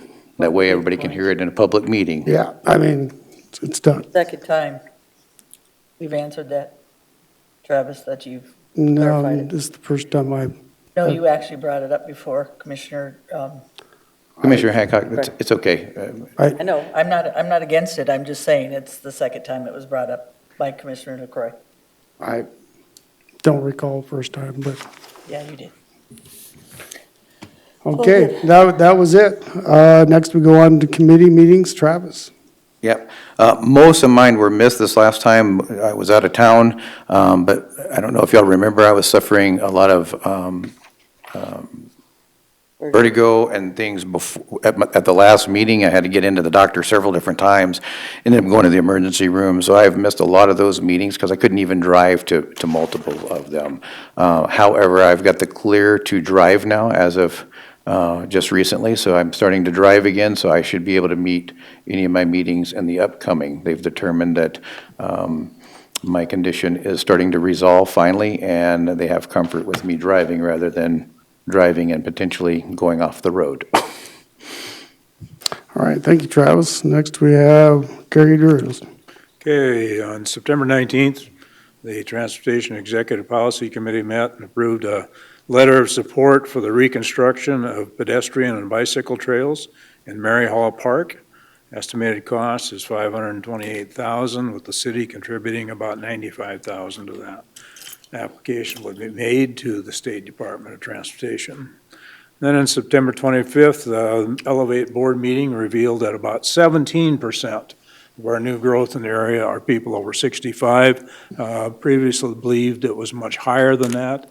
In the last 4 years, it appears our regional population grew by about 10,000, and it's anticipated that by 2030, we'll see another 7,500 in population growth in the region. We are making some gains in the housing needs, but still lacking. In addition, in Rapid City, there are 365 short-term housing units. We usually categorize them as vacation rentals. That's all I have. Thanks, Gary. Ron Roskinek? Well, yesterday, we had our Pennington County Housing Redevelopment meeting. And some of the things that we talk about on monthly reports, one would be the occupancy and waiting list, which pretty much remains the same month to month. We have very low vacancy and high occupancy. And then we did an overview of the construction modernization report. We have 3 high rises, and we're looking at getting bids to redo the exteriors of those. And those exteriors is an EIFS finish, and that is basically a solid foam that's sprayed on with an epoxy colored coating that could be colored, or I think most of the ones that we have is white. And so with that being said, the scope of that project would be removing those panels. And some of those panels are adhered by adhesive. So it gets pretty labor intense, and then once those are removed, then they put on new foam panels, and they respray them with a resin to protect them. And like I said, that resin could be colored, and I didn't get the exact numbers, but we're in that $5 to $6 million range for 3 buildings. My only concern, if we're going to spend that on the exteriors, I just want to make sure the heating and cooling systems are adequate, because to me, having a solid mechanical system is outweighs the exterior finish. But I was assured that our mechanical systems in the 3 high-rises are in good operating condition, and I did have an opportunity to tour the mechanical system at the Mountain View facility and observed some boilers that have been worked on and appeared to be in really good operating condition. Brian does a good job making sure those facilities are in top-notch condition. We also talk about a contract that we have, Rapid City Police Department, and we have one property, Curtis Street property, and evidently since the last meeting there's reported gunshots, and a lot of that activity appears to be young kids that could be anywhere from 13 to 16 years old. I don't want to say gang, but it would be kind of a gang, just not being adequately supervised by their parents, and they're kind of running wild. And, you know, it's hard to believe that. I remember when I was 13 years old, I mean, I did some stupid stuff, but I certainly wasn't in the activity like that. So that's a concern that we have on that particular property. We do have good lighting on that and security cameras, so that's helping curb some of that activity. Also discussed the Memorial Park. That's the one that we had severely damaged by that high-speed vehicle that crashed into the building, and evidently Brian is trying to work with the city to get a guardrail installed. It's not going to eliminate something going 100 miles an hour through that, but it would certainly help curb it. And so I think there's some opposition from the engineering department in Rapid City to that, and so I certainly offer to go there as the Commission of Pennington County Housing Redevelopment. There are 2 city council people, I believe it's Lindsley Sequist and Bill Evans, and so we're navigating through that, but hopefully we can get that guardrail put up sooner than later. And then relative to the building committee, there will be a jail presentation on October the 15th by Skull Construction, and then currently where the new jail addition would go, there's some covered parking. We discussed what to do with that parking, because that parking is going to have to be removed, and it was said that, I'd have to cut that into 3 pieces, and then getting it, where are we going to put it? In this discussion, we got 2 vacant lots, put them on those lots, and then I think our final discussion was to just dispose of that, really no use to the county, and see if we get some scrap value out of it. The wall building repair estimate is around $235,000. It was approved for $500,000, so that is well under our $500,000, and that's moving along. The final color selections for 900 Concourse would be decided at the next building committee. There's I think there's a tan, and then there's a gray. I can go either way on that, but that next meeting will decide what color that's going to be. And then the committee is also looking into the monitors. When we're at 900 Concourse, we'll each have a monitor similar to what they have in Rapid City. And it was suggested that we have the ability to sit there and have a touch screen on those monitors, so that if we wanted to show something to the general public out there, we would have that capability. Holly's going to look into what that extra cost would be for that feature. And that's all I have. Thanks, Ron. Deb? Yeah, I missed the planning commission. I was sick since the following Thursday when I was on vacation, so I missed that. Pennington County Housing, just a couple things that Ron missed. We awarded the co-developer and co-developer for our RAD conversion.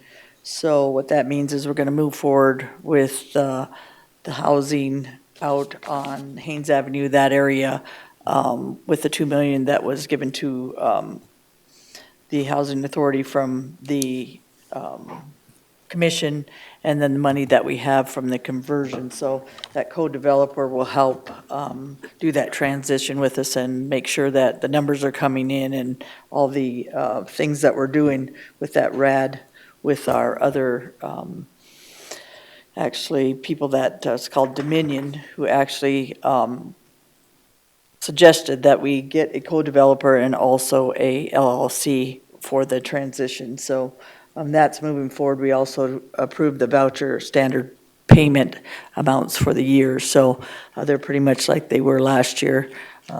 Very workable. And Ron's right, a lot of the stuff that's going on in Pennington County Housing from the team of Brian Achbach and his group have been amazing. So they're doing a great job of keeping the numbers where they need to be and helping people with their transitions from the RAD housing that Black Hills Workshop's going to get, and then also just the new people that are coming in. They've got some really positive people. So also took the tour of the ranch that the solar and wind farm went on with 3 of the ranchers that were out there. Very good with one of the planners. Very good tour. Appreciated that they took their time out. Also missed Buskerud, Commissioner Buskerud, Ron Buskerud's funeral was gone. Did talk to Marcia before and after. He was a good commissioner. I did well working with Mr. Buskerud. He was very professional, had good discussions with him, and we're going to miss him as a person, let alone as a commissioner and a person that helped Pennington County move forward. Also was the only commissioner that went to the Scenic Volunteer Fire ribbon cutting. That was pretty awesome. They had a fundraiser, and that was good. The building is amazing. The firemen were very, very thankful from this commission and what they've done for them.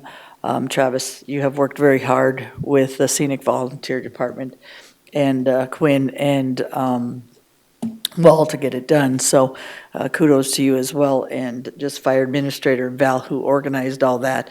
Val is amazing at what she does. So they were very, very thankful.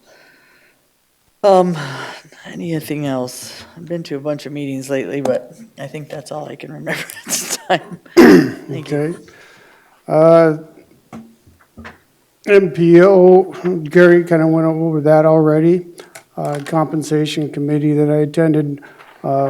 Pretty much what we talked about, that was possible policy change on the committee makeup. Some of the people it's been well attended from many departments at not side, but they had some discussion that they'd have a couple at large, and so they're working on that. Complete Health that I attended, pretty much the numbers were down for visits last month, and we did approve another physician and a dentist to be coming on board. We approved their credentials. I also attended, as Deb said, the celebration of life for Ron Buskerud, which was a very well-attended event, and learned a lot. You know, I worked with, and Deb, Ron Buskerud on the commission and known him from before, but attending the celebration of life that they wanted, it was a very well set-up event by Marcia, his wife, and got to hear from his band members of his high school days from when he was working on, he worked construction for his dad's company growing up, to playing the band to college, and a lot of stuff, even though you sit with people that you just don't know. And so, very well-attended event. Buskerud was a heck of a commissioner, straightforward, and he gave a lot of time to the Pennington County, and it's very well appreciated, and got to learn a lot. With that, that's all I got to report. We have no executive session, so I'd look for a motion to adjourn. So moved. Moved by Lassiter, second by Haggard. All in favor, say aye. Aye. Opposed, motion carries.